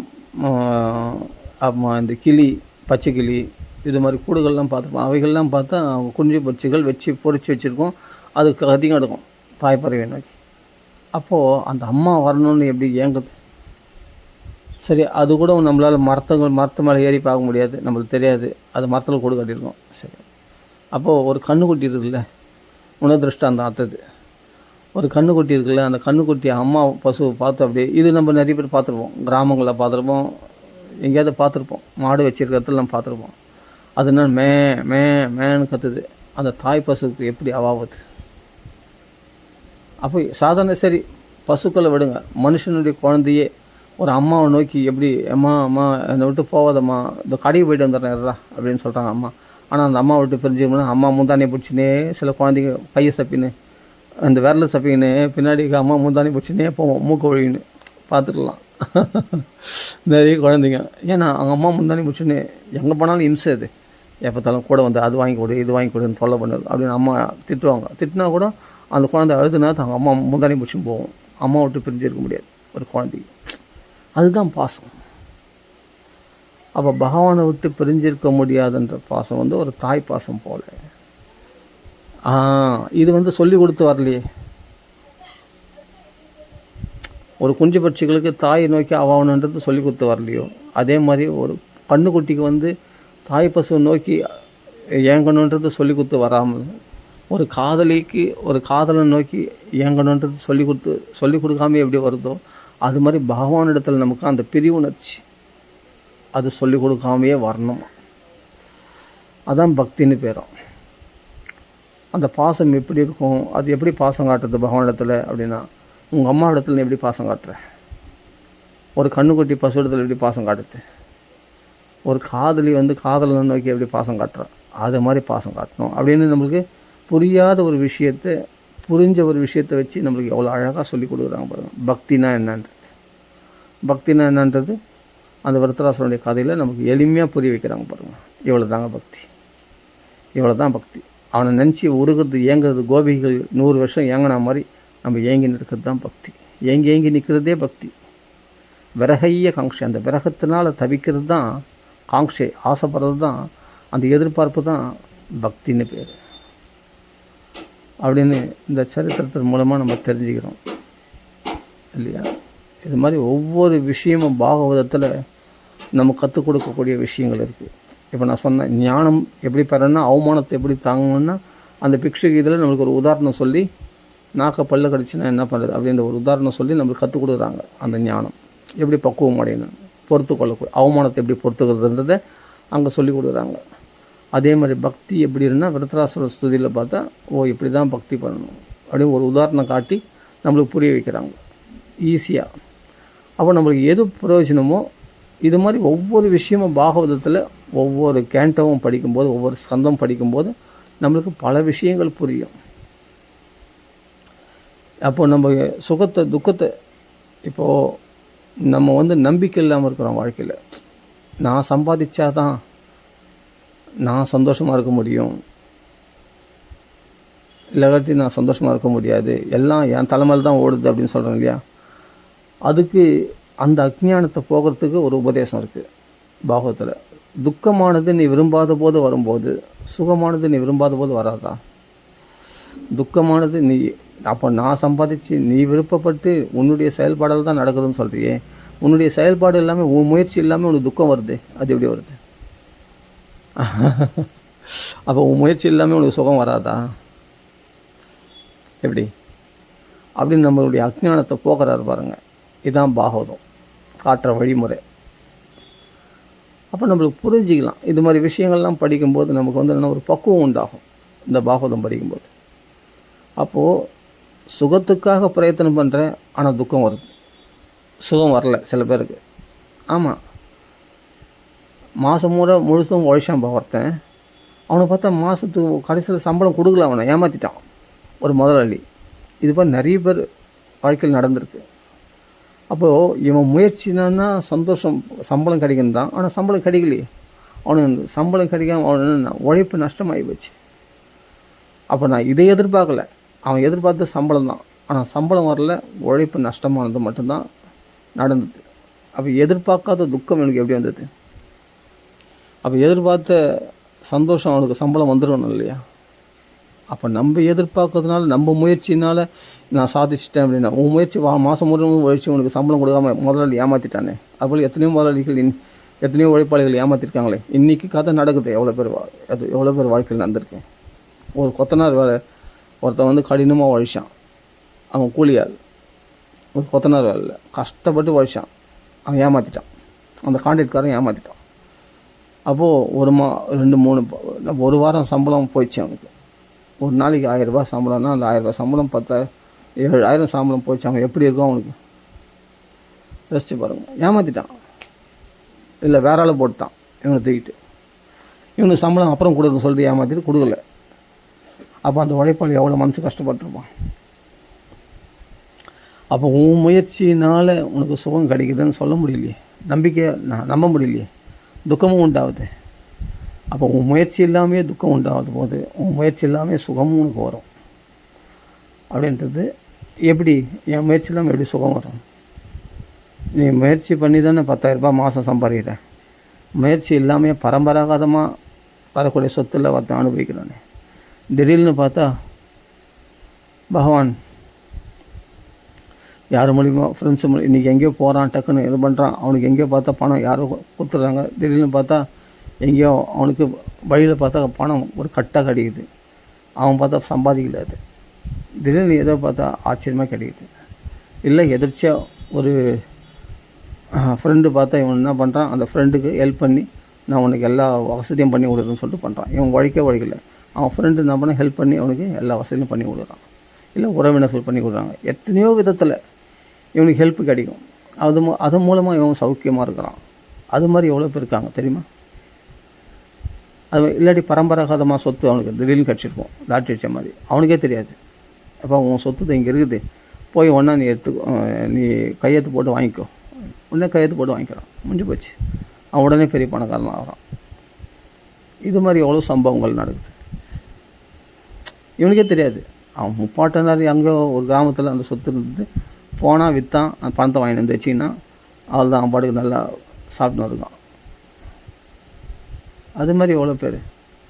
அப்போ உழைச்சி கஷ்டப்பட்டால் தான் கிடைக்கும் அப்படின்ற இந்த விஷயம் பழிக்கலை பாருங்கள், அது எடுப்படல பாருங்கள்.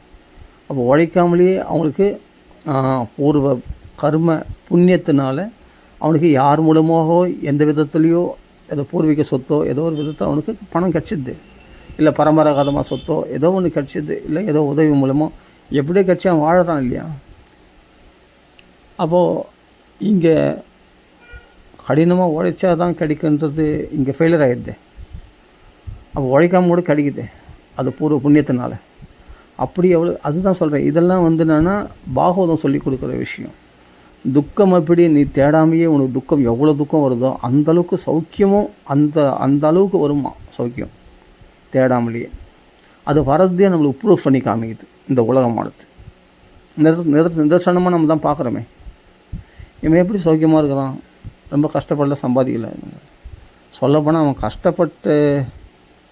கஷ்டப்பட்ட காலத்தில் கூட அந்தளவுக்கு சம்பாதிச்சிருக்க மாட்டான். இப்போ கம்முன்னு பகவான் நம்பி உட்காந்துட்டான் பாருங்கள். அவனுக்கு யாரோ கொடுக்குறாங்க, எப்படியோ கொடுக்குறாங்க, சந்தோஷமாக இப்போ நல்லா இருக்கிறான். பகவான் நாம கீர்த்தனம் பண்ணிட்டு பாகவதம் படிச்சுட்டு அவனோட சந்தோஷமாக அவனுக்கு எப்படியோ யார் மூலமாக எப்படியோ கிடச்சிது, அவனுக்கு சாப்பாடு இது எல்லாமே கிடச்சிது, எல்லா வசதி கிடச்சிது, நீ சௌக்கியமாக இருக்கிறான், பல மடங்கு சௌக்கியமாக இருக்கான். இவன் உழைச்சி கஷ்டப்பட்டு இருந்தால் கூட அந்தளவுக்கு சம்பாதிச்சிக்க மாட்டான். ஒரு 7,000 ரூபாய்க்கு போய் கடினமாக கஷ்டப்பட்டான். 8 ஹவர் 12 மணி நேரம் கஷ்டப்பட்டுருக்கான். ஆனால் இன்றைக்கி கம்முன்னு உட்காந்துட்டு பாகவதம் படிச்சுன்னு இருக்கான், பகவான் நாம சொல்லியிருக்கான். அவனுக்கு என்னன்னா இன்றைக்கி பிருந்தாவனத்தில் அது மாதிரி ஒருத்தர் இருக்கார். நான் சொல்கிறேன், நடந்த விஷயம் சொல்கிறேன். இன்றைக்கி அவருக்கு எல்லாமே கிடைக்குது, லட்சக்கணக்கில் அவருக்கு பணம் கிடைக்குது. எப்படி? பகவானுடைய அனுகிரகத்தினால. அப்போ பகவத் பக்தி பண்ணால் கோடி புண்ணியம் கிடைக்கும்னு சொல்கிறாங்களே. அப்போது அதிகமான புண்ணியம் இருக்கிறதுனால தான் அவங்களுக்கு அதிகமாக கிடைக்குது பகவத் பக்தர்களுக்கு. நீ சாதாரண புண்ணியம் பண்ணியிருந்தால் முன்ஜென்மத்துடைய புண்ணியத்துக்கு ஏற்ற மாதிரி கொஞ்சமாக கிடச்சிருக்கும். நீ அதிகமாக புண்ணியம் பகவத் பக்தி பண்ணுறதுனால அதிகமான புண்ணியம் கிடைக்கிறதுனால அவருக்கு அதிகமாக கிடைக்குது. பிருந்தாவன வாசி ஒருத்தர் இருக்கார், இன்றைக்கி அவருக்கு எல்லாம் நல்ல வசதிகள் கிடைக்குது. எப்படி? அதான் பாகவதம் சொல்லிக் கொடுக்குற முறை. தபஸ் பலன், யோக பலன் இதெல்லாம் கிடைச்சிடும், உனக்கு அமோகமான புண்ணிய பலன் கிடைக்கும் இந்த சரித்திரத்தை படிச்சு அப்படின்னு. உண்மையிலேயே அந்த சரித்திரத்தை படித்து அவருக்கு அந்த புண்ணிய பலன் கிடைச்சதுனால தான் அவருக்கு நல்லா வசதியாக இருக்கார். ஆனால் அவர் கஷ்டப்பட்ட காலத்தில் 3,500 ரூபாய்க்கு கஷ்டப்பட்டார். எனக்கு தெரியும், ஒரு 17 வருஷத்துக்கு முன்னாடி அவர் 3,500 ரூபாய்க்கு அதாவது என்னென்னா சிஸ்டமில் வேலை செய்திருந்தார் இங்கே எம்ஆர் நகரில். 3,500 ரூபாய்க்கு சம்பளத்துக்கு அது எங்கே பற்றும்? அப்போது 17 வருஷத்துக்கு முன்னாடி அதுவே கம்மி சம்பளம். அப்புறமா அவருக்கு 6,000 ரூபாய் மாற்றினாங்க. ஆனால் அவருக்கு அது சாட்டிஸ்ஃபேக்ஷன் இல்லை. அவர் என்ன பண்ணார், பாகவதம் படிச்சுன்னு பகவான் நாமங்களை சொல்லிருந்து இஸ்கான் டிவோட்டி தான், பிருந்தாவன வாசி ஆகிட்டார். இன்றைக்கி அவருக்கு 2 கார் இருக்குது. அவர் கைட் பண்ணுறாரு வரவங்களுக்கு. அப்போ அவருக்கு பகவான் படி அளக்குறான் பாருங்க. இன்றைக்கி அவர்கள் லட்சக்கணக்கில் சொந்தமாக வீடு கட்டியிருக்காரு, லட்சக்கணக்கில் பணம் இருக்குது. அங்கேயே ஒரு பெண்ணை கல்யாணம் பண்ணி டிவோட்டியை கல்யாணம் பண்ணிக்கிட்டார். அவருக்கு ஒரு பொண்ணு இருக்குது, நல்லா இருக்கிறார், சௌக்கியமாக இருக்கார். பகவான் படி அளக்கிறது. அந்த வரவங்களுக்கு கைட் பண்ணுறாரு, அந்த பிருந்தாவனத்தை சுற்றி காட்டுறாரு. அதுலேயே அவருக்கு பல லட்சங்கள் வருது, நல்லா இருக்கார். அவன் 3,500 ரூபாய் இவர் கஷ்டப்பட்டு உழைக்கும் போது கிடைச்சது சம்பளம் கம்மி. ஆனால் பகவானை நம்பி போனதுனால அவருக்கு லட்சக்கணக்கில் அதிகமாக பகவான் கொடுத்துருக்கான். அப்போ நம்ம சொல்கிற மாதிரி உழைச்சி நம்ம கஷ்டப்பட்டால் தான் கிடைக்கும்ன்றது கிடையாது இல்லையா? அப்போ நமக்கு நம்ம புண்ணியத்துக்கு தகுந்த மாதிரி பகவானால் கொடுக்கப்படுறது மூலமாக துக்கம் எப்படி வருதோ அதுபோல் சுகமும் வந்து சேரும் அப்படின்ட்டு இதெல்லாம் நிதர்சனமாக நம்ம உலகத்துலேயும் பார்க்குறோம், சாஸ்திரத்துலேயும் பார்க்குறோம். சாஸ்திரம் நம்மளுக்கு சொல்லி கொடுக்குது. அவள் எல்லாத்தையும் விட்டு நம்ம வேலைக்கெல்லாம் போகாமல் கவனம் உட்காந்துடலாமா? அதான் புண்ணிய பலனாக கிடைக்குமான்னா உன்னால் உட்கார முடியாது. உன் கர்ம வினையானது உன்னை துரத்திகிட்டே இருக்குமே. நீ எழுந்து வழின்னு உன்னை துரத்திகிட்டே இருக்குமே. உன்னால் கவனம் உட்கார முடியாது. உட்காந்து பார், கிடைக்கும். ஆனால் உட்கார முடியாது உன்னால். உன் மனசு அதான் சொல்ல, கர்மா செய்ய ஒரு நிமிஷம் கூட ஒரு மனுஷனால் இருக்க முடியாது. உன் உடல் கர்மா செய்யலாம், உன் மனசு கர்மா செய்ய ஆரம்பிச்சிட்டோம். உன்னால் உட்கார முடியாது ராஜா. ஏன் வீணாக பிரயத்தனம் பண்ணுறேன்? ஆனால் இந்த தத்துவத்தை புரிஞ்சிக்கோ. துக்கம் எப்படி நம்மளை தேடி வருதோ அதே மாதிரி சுகமும் தேடி வரும் அப்படின்றது மட்டும் அதில் மட்டும் மனசு கான்ஸ்டண்ட்டாக ஒரு உறுதியாக பற்றிக்கொள். அது போதும் உனக்கு.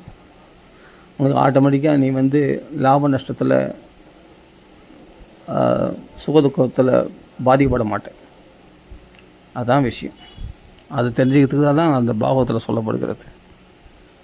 அப்போது இது மாதிரி விஷயங்கள்லாம் நம்ம பாகவதத்தில் ஒரு விஷயங்களை படித்தாலும் அர்த்தமாக படிச்சுக்கிட்டு அதை புரிஞ்சுக்கிட்டு அந்த ஒரு விஷயம் உனக்கு பிரயோஜனமாக உன் சுச்சுவேஷனுக்கு ஏற்ற மாதிரி அந்த ஆத்ம ஞானத்தை நீ பயிற்சி பண்ணிக்கிட்டோம்னு சொன்னால் நம்ம வாழ்க்கை சேஃப்டி.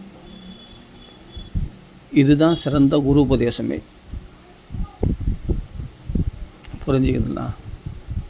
யாருக்கு ஏற்ற மாதிரி நம்ம வேஷம் போட வேணாம். அந்த குருமார் சொன்னார், இவர் சொன்னார், அவர் சொன்னார், நம்ம ஆஹா ஓஹோ அதை பண்ண. எனக்கு பகவானே தான் குரு. இந்த விஷயத்த சொல்லிக் கொடுக்குறோம் எனக்கு யார்? பகவான் தான். பகவானே குருவாக இருந்து சொல்லிக் கொடுக்குறான். நான் மற்ற குருமார்களுக்கு கிடைச்ச ஞானத்தை விட பகவானே குருவாக இருந்து கிடைச்ச ஞானம் தான் நிம்மதி கொடுத்தது, உண்மையிலே சாந்தி கொடுத்தது, சந்தோஷத்தை கொடுத்தது. எனக்கு அதிகமான பணம் கொடுக்குதோ இல்லையோ மொத்தம் சந்தோஷம், நிம்மதி, சாந்தி தான் நான் காமிச்சது. நான் எப்போ மற்ற குருமார்களை தேடி போனோம் அன்றைக்கி தான் நான் அலைச்சல், துன்பங்கள் எல்லாத்தையும் அனுபவித்தேன். ஏன்னா அவர்கள மாதிரி நம்ம ஆகணும்னு நினைக்கிறோம் இல்லையா, அந்த குருமார் மாதிரி நம்ம ஆகணும்னு நினைக்கிறோம் இல்லையா, அது நம்மளால் முடியாது, நம்ம சக்திக்கு முடியாது. அப்படிம்போது தான் நம்ம துன்பப்படுறோம். ஆனால் பகவானத்தில் நம்ம சரணாகதி அடைஞ்சிட்டோம்னா மாயாம்பியை தான் தரந்திதே, மாயை ஈஸியாக கடந்துடலாம். எப்படின்னா பகவானே குருவாக இருந்து நமக்கு நம்ம நிலைக்கு ஏற்ற மாதிரி நம்மளுக்கு உபதேசம் பண்ணி நம்மளை பக்தியில் பக்குவம் அடைய செய்கிறான். இந்த பக்குவம் தான் நம்ம வாழ்த்துக்கணும். அதனால் அளவுக்கு மிஞ்சினால் அமிர்தம் விஷம். நமக்கு என்னமே அமிர்தமே ஆனாலும் அது விஷமாக மாறுது. நல்ல விஷயம் கூட கடைப்பிடிக்க தெரியாதவங்க கையில் போய் மாட்டிக்கிச்சுன்னா அது அவங்களுக்கு பிரயோஜனப்படாது. ஆனால் நல்ல விஷயத்தை நல்லபடியாக அதை நிறுத்தி நிதானமாக அனுபவிக்கிறவங்களுக்கு அது பரம பிரயோஜனத்தை கொடுக்கக்கூடியதாக இருக்கிறது. அவங்களுக்கு லட்சக்கணக்கில் பணம் இருந்தாலும் மயங்க மாட்டான். இன்றைக்கி என்ன தரித்திரனாக வச்சுருக்கானே, அடுத்த வேலை சாப்பாட்டுக்கு வழி இல்லைனாலும் கலங்க மாட்டான். சந்தோஷமாக அவன் பாட்டுக்கு பகவானை நினச்சி ஒதுக்கின்னு அழுதுன்னு பகவான் நாமங்களை சொல்லிட்டு சந்தோஷமாக இருப்பான். எனக்கு பகவான் நான் கேட்காமே எத்தனையோ விஷயம் கொடுத்துருக்கானே, அவ்வளோதான். அதுபோல் அதை பகவான் கொடுத்ததில் நினச்சி திருப்தி அடைவான். அவன் கொடுக்காத நினச்சி பகவானை குறை சொல்ல மாட்டான், பகவான் நினச்சி புலம்ப மாட்டான், அவன் பகவானை குறை சொல்ல மாட்டான். அவன் திருப்தியாக இருப்பான் கிடைச்சதில்லை. அவன் தரித்திரனா அடுத்த வேலை சாப்பாடு வழியில், ஆனால் எப்படி இருப்பான்? குசலர் மாதிரி இருப்பான், சந்தோஷமாக. நான் துவாரகாதீசனுடைய நண்பன். நான் அந்த பகவான் என்னென்ன லூட்டி அடிப்பான் தெரியுமா? சந்தோஷம். அவனோடு இருக்கும்போது அவன் உல்லாசமாக அப்பா கிருஷ்ணா, வாசுதேவா, நாராயணா அப்படின்ட்டு அவன் அந்த பகவானை நினச்சி திருப்தியாக இருப்பாரான். நமக்கு தான் வெளிப்புறமாக அவரெல்லாம் துக்கப்பட்டார்கள், குசலர் குடும்பம் அப்படின்னு நம்ம நினைக்கிறோம். குசலர் குடும்பம், குசலர் எப்படி இருந்தார்னு அவர் மனசுக்கு தான் தெரியும், கிருஷ்ணனுக்கு தான் தெரியும். சந்தோஷமாக இருந்தார். அவ்வளோ வருஷமாக பகவானை தேடி வரல பாருங்கள். கல்யாணமாகி குழந்தை குட்டிலாம் பெற்று எல்லாம் ரொம்ப நாள் ஆயிடுச்சு, ஆனால் பகவானை தேடி வரல. ஏன்னா அவர் திருப்தியாக இருக்கிறாரு. எனக்கு பகவானால் ஆக வேண்டியது என்ன இருக்குது? இந்த ஆத்ம திருப்தி இருக்குது. ஒரு குரு அணுகிறதுனால பூர்ணன் ஆகிறான்னு சொல்கிறேன். அந்த பூர்ணமான நிலையில் இருக்கும்பொழுது குரு அணுகிறதுனால பூர்ணமாக இருக்கிறாராம். யார்? குசலர். கிருஷ்ணன் சொல்கிறார், ஒரு குரு அணுகிறதுனால தான் பூர்ணமாக வரான் மனுஷன் அப்படின்னும் போது அடியனுக்கு பகவானே குருவாக இருந்து அந்த பகவானே குருவாக இருக்கிறத தவறி நான் வேறு யாராவது குருமாரை தேடி போகும்போது தான் நான் அடிபடுறேன், செம்ம அடிபடுவேன். பகவானே குருவாக இருக்கும்போது பூர்ணமாக தான் இருக்கும், நல்லபடியாக பகவான் படியலப்பான். அது மொத்தம் ஒரு குரு அணுகிறதுனால தான் பூர்ணமாக வரான் மனுஷன், அதான் முக்கியம். அப்போ அந்த பூர்ண நிலையில் இருக்காராம் குசலர். ஏன்னா கிருஷ்ணரே சொல்கிறார், ஒரு குரு அணுகிறதுனால தான் பூர்ணமாக இருக்கிறான் அப்படின்னு அதே குசல போகேந்திரர் சொல்கிறார். அப்போ பூர்ணமான நிலைன்றது எப்படின்னா, எது இருந்தாலும் இல்லைனாலும் அடுத்த வேலை சாப்பாட்டுக்கு அடுத்த வேலைக்கு ஒரு கஞ்சி கூட இல்லாத நிலையில் இருக்கும்போதும் ஒரு பூர்ணமாக இருப்பான். அதுதான் குரு ஆசீர்வாதம். எல்லாம் நிறைஞ்சிருந்தாலும் அது அலைச்சலில் உழலாமல் கிருஷ்ணரும் பூர்ணமாக இருக்கிறாராம். துவாரகாதீசன் 16,108 மாளிகைகள் சமுத்திரத்தில் அவர் ராஜாக்கள்லாம் அவரை தேடி வந்தாங்க. உலகத்தையே ஆண்டவர் யார்? துவாரகாதீசன். அவருக்கு நிறைய பிள்ளைகள், பெரிய குடும்பஸ்தன், பெரிய ராஜா துவாரகாதீசன். அவ்வளோ செல்வ சௌக்கியங்கள் இருந்தும் கல்பவருஷங்கள்லாம் அங்கே மரங்களாக இருக்குது, பாரிஜாத மரங்கள்லாம். அப்படி இருக்கக்கூடிய துவாரகையில் ஆனால் நல்ல செல்வ பூர்த்தியாக ருக்மிணி போன்ற மகாலட்சுமிகள்லாம் சேவிக்கக்கூடிய பகவான். அப்படிப்பட்ட துவாரகாதீச கிருஷ்ணன் அவ்வளோ செல்வ செழிப்புலேயும் அதில் அதில் மயங்கி அந்த செல்வ செழிப்பில் போய் மயங்கி அலைச்சலில் உழலாமல் பூர்ணமாக இருக்கிறாராம் பகவான். ஆனால் ஒன்றுமே இல்லாத குசேலன் அடுத்த வேலை சாப்பாட்டுக்கு வழி இல்லைனா கூட ஆனாலும் இதனால் மனசு கலங்காமல் பூர்ணமாக இருக்கிறாராம். அவர் செல்வ செழிப்புலேயும் அந்த செல்வ செழிப்பில் மயங்காமல், அந்த செல்வ செழிப்புக்காக மேலும் உழைக்காமல், மேலும் உழைச்சி அதை பணத்தை மேலும் செல்வத்தை சேர்க்கணுன்ற எண்ணம் இல்லாமல், அந்த செல்வத்தினால மனசை சலிக்காமல் அவர் பூர்ணமாக இருக்கிறாரு கிருஷ்ணர். இங்கே குசேலன்னு பார்த்தா செல்வ செழிப்பு ஒன்றுமே இல்லாமல் ஆண்டியாக இருந்தாலும் குழந்தை குட்டிகளோடு இருந்தாலும் பூர்ணமாக இருக்கிறார். எப்படி? அந்த பூர்ணன்றது ஆத்மாவில் இருக்குது, தேகத்தில் இல்லை. அந்த நிலையை பாருங்கள். அதனால தான் சொல்கிறார், இவர் இதுக்கு முன்னாடி எங்களை பொருளை தேடி வந்ததே கிடையாது, அதனால் இவருக்கு அளவற்ற ஐஸ்வர்யங்களை நான் வர்ஷிக்க போகிறேன் பகவான் சொல்கிறார். அப்பமா ஏன் வந்ததில்லை? பூர்ணமாக இருக்கிறாரு, அதெல்லாம் வந்ததில்லை பகவானை தேடி, அதாவது இப்போ பலனை எதிர்பார்த்து. இப்போ கூட இப்போ மட்டும் ஏன் வந்தாருன்னா, பகவத் தர்ஷனம் ஆகமே, நம்ம கையால் பகவானை ஆசையாக சாப்பிடுவானே அப்படின்னு சொல்லி நம்ம கையால் ஏதாவது கொடுக்கலாமா அப்படின்னு கொடுக்கறதுக்கு தான் போனார், வாங்கிறதுக்கு போகல. குசேலர் கொடுக்கறதுக்கு தான் போனார், வாங்கிறதுக்கு போகல. அப்போ எந்த அளவுக்கு பூர்ணமாக இருந்தால் கொடுக்கறதுக்கு போவார் அவர்? பூர்ணமாக இருக்கிறவன் கொடுக்கறதுக்கு போவான். குறையாக இருக்கிறவன் என்ன பண்ணுவானா, கேட்கறதுக்கு தான் போவான். குறையாக இருக்கிறவன் கேட்கறதுக்கு போகிறான். திருப்பதி எதுக்கு போகிறான்னா கேட்கறதுக்கு போகிறான், குறையாக இருக்கிறவன். ஆனால் பூர்ணமாக இருக்கிற குசேலர் வந்து என்னென்னா கொடுக்கறதுக்கு போகிறாரு பகவானுக்கு. இதுதான் பக்தி. அப்போ கிருஷ்ணனும் பூர்ணமாக இருக்கிறான், குசேலரும் பூர்ணமாக இருக்காங்க. அப்போ 2 பேருக்கு சமமான சகா. இவன் 2 பேர் தான் கரெக்டாக பொருத்தமாக இருக்குது. அப்போ தோல் மேல் கை போட்டுன்னு அந்த நண்பன் அந்த பூர்ணத்துவத்தில் என்ன மாதிரியே இருக்குன்றதுனால அதனால் சிறந்த நண்பன். அதனால் என்னென்னா, உன்னுடைய இவ்வளோ செல்வ செழிப்பில் நம்ம பூர்ணமாக இருக்க பெரிய விஷயம் இல்லை, ஒன்றுமே இல்லாத ஏழப்பட்ட நிலையில் பூர்ணமாக இருக்கிறியே நீ அப்படின்னு சொல்லிட்டு அவருக்கு பாத பூஜை பண்ணுறார் பகவான் அந்த குசேலனுக்கு. அந்த நிலையில் நீ பூர்ணமாக இருக்கிறியா, உன் மனசு பக்குவமாக வச்சுருக்கிய, அந்த பூர்ணத்துவம் யாருக்கு கிடைக்கும் அப்படின்னு சொல்லிட்டு தான் அவர் பாத பூஜை பண்ணுறார். ஏன்னா நான் உன்னை நீ பகவானே தெய்வமே அந்த பக்தனை வணங்குதான். அந்த பூர்ணமான நிலையில் இருக்கிறான். அந்த அவனுடைய பாதத்துளிக்கு பகவான் ஆசைப்பட்டு பின்னாடி ஓடுறானா, அந்த பாதத்துளிக்கு ஆசைப்பட்டு, அந்த பக்தனுடைய பாதத்துளிக்கு ஆசைப்படுறானா பகவான்.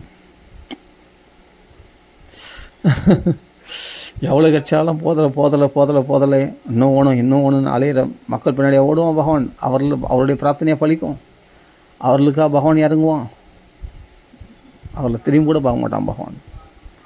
அசாதுக்களுக்கு துராத்தியன், ஆராதிக்க ரொம்ப கடினமானவன் அசாதுக்களுக்கு. ஆனால் பக்தர்களுக்கு மிகவும் அந்தரங்கத்திலே இருதயத்திலே இருக்கக்கூடியவன் பகவான். சித்தத்வாதிக ஹிருதயேஷு, இருதயத்தில் அவன் ஹிருதயத்திலே பகவான் வாசம் பண்ணுறான். யாருக்கு? பக்தர்களுக்கு சுலபமாக கிடச்சிடும். ஆனால் அதூர காஷ்டாய, யாருக்கு? குயோகினாம், பக்குவம் அடையாத புத்தி உள்ளவனுக்கு, பேராசைப்படுறவனுக்கு தூரத்தில் இருக்கான் பகவான். அவனுக்கு என்ன தான் பிரார்த்தனை பண்ணாலும் அவன் பிரார்த்தனை நிறைவேறாது. ஆனால் பக்தன் எதையும் கேட்க மாட்டான், பூர்ணமாக இருக்கிறான்னா அவனுக்கு அவன் ஹிருதயத்திலே பகவான் வாசம் பண்ணுறான். அவன் கேட்காமையே எல்லாத்தையும் கொடுப்பான். குசேலனுக்கு எப்படி குத்தாம்பரு வாரி வாரி. ஏன்னா அந்த மனசு பக்குவ நிலையை அடைஞ்சிச்சுன்னா அவனுக்கு எது கிடைக்காது. அவன் மனசை அடக்கிட்டான்னா அவன் உலகத்தில் அவனுக்கு வசப்படாது. அவனுக்கெல்லாம் செல்வங்களாம் அவனை தேடி வரும், அவன் தேடி போடணும் அவசியமே இல்லை. ரமா முகுந்தம் நிரபேட்சம் ஈப்சிதம், ஆசை இல்லாதவங்களுக்கு தான் செல்வம் தேடி வரும். நிரபேட்சமே இருந்தானா அதனால் ஈப்சித் அந்த அவள் ஆசைப்பட்டு வந்தாலாம்.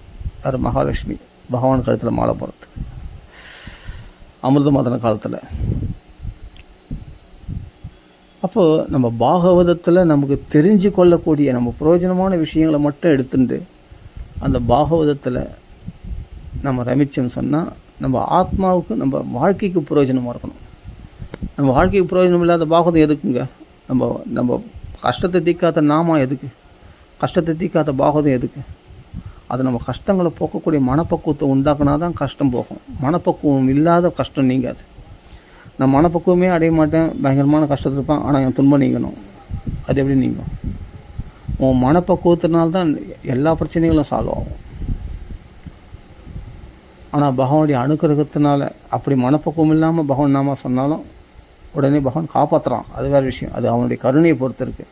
ஆனால் மனப்பக்குவத்தினால்தான் முழு பிரச்சனையும் நீங்கும், எல்லா பிரச்சனையும். அந்த மனப்பக்குவம் மட்டும் எதில் கிடைக்குன்னா பாகவதத்தில் கிடைக்கும், பகவான் நாமத்தில் கிடைக்கும், பகவத் கிருபையினால் தான் கிடைக்கும். ஒரு பரிபூர்ணமான ஒரு குருவை ஆசிரித்தவங்களுக்கு அவங்களுக்கு ஒரு குரு, அந்த குரு அவங்களுக்கு செட் ஆவாங்க. இப்போ எனக்கு பகவானே குரு, எனக்கு தான் செட் ஆகும். நான் வேறு குரு ஆசிரித்தாலும் எனக்கு அந்தளவுக்கு நிலைக்காது. அப்படியே கிடைச்சாலும் ஞானம் அது நிலைக்காது. ஆனால் பகவானே குருவாக இருந்த உபதேசம் பண்ணுறது தான் எனக்கு செட் ஆகும். மற்றவங்களுக்கு அவங்க குருமார்கள் இடத்துல போனால் தான் அவங்களுக்கு செட் ஆகும். அவங்க வேறு குரு இடத்துல போனால் அவங்களுக்கு அந்த ஞானம் பலிதமாகாது. அப்போ அவங்கவுங்க சுச்சுவேஷனுக்கு ஏற்ற மாதிரி அந்த குருமாரில் ஆசிரிக்கிறது தான் பெஸ்ட்டு. அதுதான் பெஸ்ட்டு. அவங்க பக்குவம் அடைய முடியும். அதனால் நமக்கு எது சக்தியுடைய, நமக்கு எதில் நம்ம சக்தி எவ்வளவோ, நமக்கு எதுக்கு லாய்க்கோ நம்ம அதை கடைப்பிடிச்சிருந்து ஆனந்தப்பட்டுன்னு போகிறது தான் பெஸ்ட்டே தவிர, நம்ம இன்றைக்கி எவ்வளோ தான் படியாலும் தான், ஆனால் எப்படிப்பட்டவன் நான் அப்படி இருந்தவன் இப்படி இருந்தவன் நான் அப்படியா, அதெல்லாம் வேலைக்கு ஆகாது. உன் மனசை பக்குவப்படுத்திக்கோ. அதுதான் பெரிய பணக்காரத்தனம். அதுதான் உன்னை செழிப்பாக வாழ வைக்கிறதுன்னு அர்த்தம். எதிர்ப்பான சூழ்நிலைகளிலும் எப்படி வாழதுன்றது பாகவதம் நமக்கு சொல்லி கொடுத்துருக்கு. இப்போ நான் சொன்னேன், உத்தவ கீதை சொன்னேன், பிக்ஷு கீதையை பற்றி சொன்னேன், சித்திரகேது உபாக்கியத்தில் படித்தோம். இப்போ பிரகலாதனுடைய நிலையை பாருங்கள், எவ்வளோ அழகாக சொல்கிறாரு. 6 எப்பா வெளியில் எதிரிகள்லாம் ஜெயிச்சிட்டேன்னு சொல்கிறியப்பா, உனக்குள்ளே 6 எதிரிகள் இருக்காங்களே, காம, குரோத, லோபம், மோகம், மதம், ஆச்சரியம். இந்த 6 எதிரிகளை ஜெயிக்காமல் நீ 10 திசைகளை ஜெயிக்காதவன் தான். யார்? பிரகலாதன் சொல்கிறாரு. உனக்குள்ளே அந்த 6 சத்துருக்களை ஜெயிக்காமல் விட்டேப்பா, அவன் கூட இருந்தே உன்னை குழி பறிக்கிறவனாச்சு. வெளியில் இருக்கிற சத்ரு எப்போனா ஜெயிச்சிக்கலாம், இந்த கூட இருக்கிறவனை ஜெயிச்சிட்டேன்னா மனசுன்ற சத்ருவை, அவன் வெளியில் இருக்கிற சத்ருலாம் சத்ருவே கிடையாது. அவங்களால பெருசாக பாதிக்கப்பட மாட்டேன். இந்த ஞானத்தை பிரகலாதம் சொல்கிறார் அப்பாவுக்கு. அது அப்பாவுக்கு சொல்கிறது இருக்கட்டும், நமக்கு எடுத்துக்கலாமே, நம்மளுக்கு பரம பிரயோஜனமாக இருக்குது, அருமையான விஷயம் இருக்குது. காமத்தை எப்படி ஜெயிக்கிறது, அந்த காமத்தை ஜெயிக்கிறதுக்கான வழியை சொல்கிறார். அரிப்புக்கு சொறிவது போல் அதெல்லாம் மனசிஜம் கண்டுயனேன்னு கரையோதி வதுக்கதுக்கும் எல்லாம் அது 43 ஸ்லோகம் ஸ்துதியில் இருக்குது. அதில் ஒவ்வொரு ஸ்லோகமும் நமக்கு பெரிய பெரிய பாடம், நம்மளுக்கு பெரிய பக்குவத்தை உண்டாக்கக்கூடிய பாடங்கள். அதெல்லாம் பிரகலாதனுடைய அந்த ஸ்துதிகள்லாம். பிரகலாத உபதேசம் மட்டும்தான் நம்மளுக்கு பாடம் நினைக்காதீங்க. பிரகலாதனுடைய ஸ்துதிகளில் கூட ஒரு மகாத்மா வாக்குலேருந்து வரக்கூடிய ஒவ்வொரு வார்த்தையும் நமக்கு பாடமாக இருக்கும். ஸ்வஸ்தியஸ்து விஸ்வசிய கலப்பிரசித்த பகவானை ஸ்துதி பண்ணுறாரு. அந்த ஸ்துதியில் சிவம் மிதோதியா, ஒருத்தர் மனசால் மங்களத்தை விரும்பணும் அப்படின்னு சொல்லி கொடுக்குறாரு பிரகலாதர். அப்படி தான் அவர் பிரார்த்தனை பண்ணுறார் பகவான் நரசிம்மரத்தில் பிரார்த்தனை தானே அதில் நம்மளுக்கு தான் இருக்குன்னா, அதில் நம்மளுக்கு ஒரு உபதேசம் இருக்கும். ஒரு மகாத்மா வாக்கிலிருந்து வரக்கூடிய விஷயம் நம்மளுக்கு பெரிய உபதேசமாக அமையும். அப்போ பிரகலாதனுடைய அந்த வார்த்தையிலேருந்து வரக்கூடிய ஸ்துதி 5ஆம் ஸ்கந்தத்துலேயும், அதே சமயத்தில் நரசிம்மர ஸ்துதிக்கிற 43 ஸ்லோகத்துலேயும், ஒவ்வொரு ஸ்லோகத்துலேயும் நமக்கு பெரிய பாடத்தை நம்மளுக்கு சொல்லி கொடுத்துட்டு போவார். அதில் பெரிய உபதேசம் அடங்கியிருக்கும். நம்ம அவர் பிரகலாதனை ஒரு மகாத்மா நினச்சா தானே, இது ஒரு கற்பனை கதை, கட்டுக்கதை, வியாசர் எழுதுந்து இதில் என்ன இருக்க போகுது அப்படின்னு நினச்சிட்டோன்னா 10 பைசா பிரயோஜனம் இருக்காது பாகவத்தினால. ஆனால் இதில் பரம பிரயோஜனம் இருக்குது. இது பிரகலாதனுடைய வார்த்தைகளாக நம்ம நம்பினோம்னா, பிலீவ்னஸ், அந்த நம்பிக்கையோடு படித்தோம்னா, அந்த பிரகலாதனுடைய வாக்குலேருந்து வரக்கூடிய ஒவ்வொரு வார்த்தையும் நமக்கு பரம பிரயோஜனத்தை கொடுக்கக்கூடியதாக இருக்கும். பிரகலாதனுடைய குருநாதருக்கு நாரதுடைய வாக்கியத்தில் நம்மளுக்கு ஒவ்வொரு வார்த்தையும் நமக்கு பெரிய உபதேசமாக அமைஞ்சிருக்கும். நம்ம அதில் ஆழ்ந்து போகணும். அப்படி புரிஞ்சிக்கிறவங்களுக்கு மகானுடைய வார்த்தை வரப்பிரசாதமாக அவங்களுக்கு வாழ்க்கையில் பெரிய ஒரு கைடன்ஸாக இருக்கும், பெரிய ஐடியலாக இருக்கும். அவங்க வாழ்க்கையை தலைகீழ மாற்றிடும், சிறந்த ஞானத்தில் பிரகாசிக்க செய்யும். அப்படி படிக்கணும் பாகவதம் படித்தா. ரொம்ப டைம் ஆச்சு நினைக்கிறேன். சரி போதும், ஒரு மணி நேரம் 18 நிமிஷம் ஆயிடுச்சு. சரி ஓகே. நம்ம எதனா மக்களுக்கு யூஸ் ஆகுனதுக்காக நம்ம இதை சொல்கிறோம், அவ்வளோதான். நமக்கு என்ன முடியுமோ அதை சாஸ்திரங்கள்லேருந்து எடுத்துக்கலாம். நாமத்தை நிறைய சொல்லணும், நிறைய சொல்ல முடியாது சொல்லு, கொஞ்சமாக சொல்ல முடியாது சொல்லு, சந்தோஷமாக சொல்லு, திருப்தியாக சொல்லு, அவ்வளோதான். நிச்சயமாக பரம பிரயோஜனமாக இருக்கும். ராம ராம ராம சீதாபதி ராம ராம ராம ராம ராம ராம ராம ராம ராம ராம ராம ராம பகவானே வாசுதேவா நாராயணா கிருஷ்ணா ராம ராம ராம ராம ராம ராம ஸ்ரீ ராமநாம சங்கீர்த்தன் की जय, सावड़ा साधु मंडी की जय, आंजनेय स्वामी की जय, राम राम राम राम राम।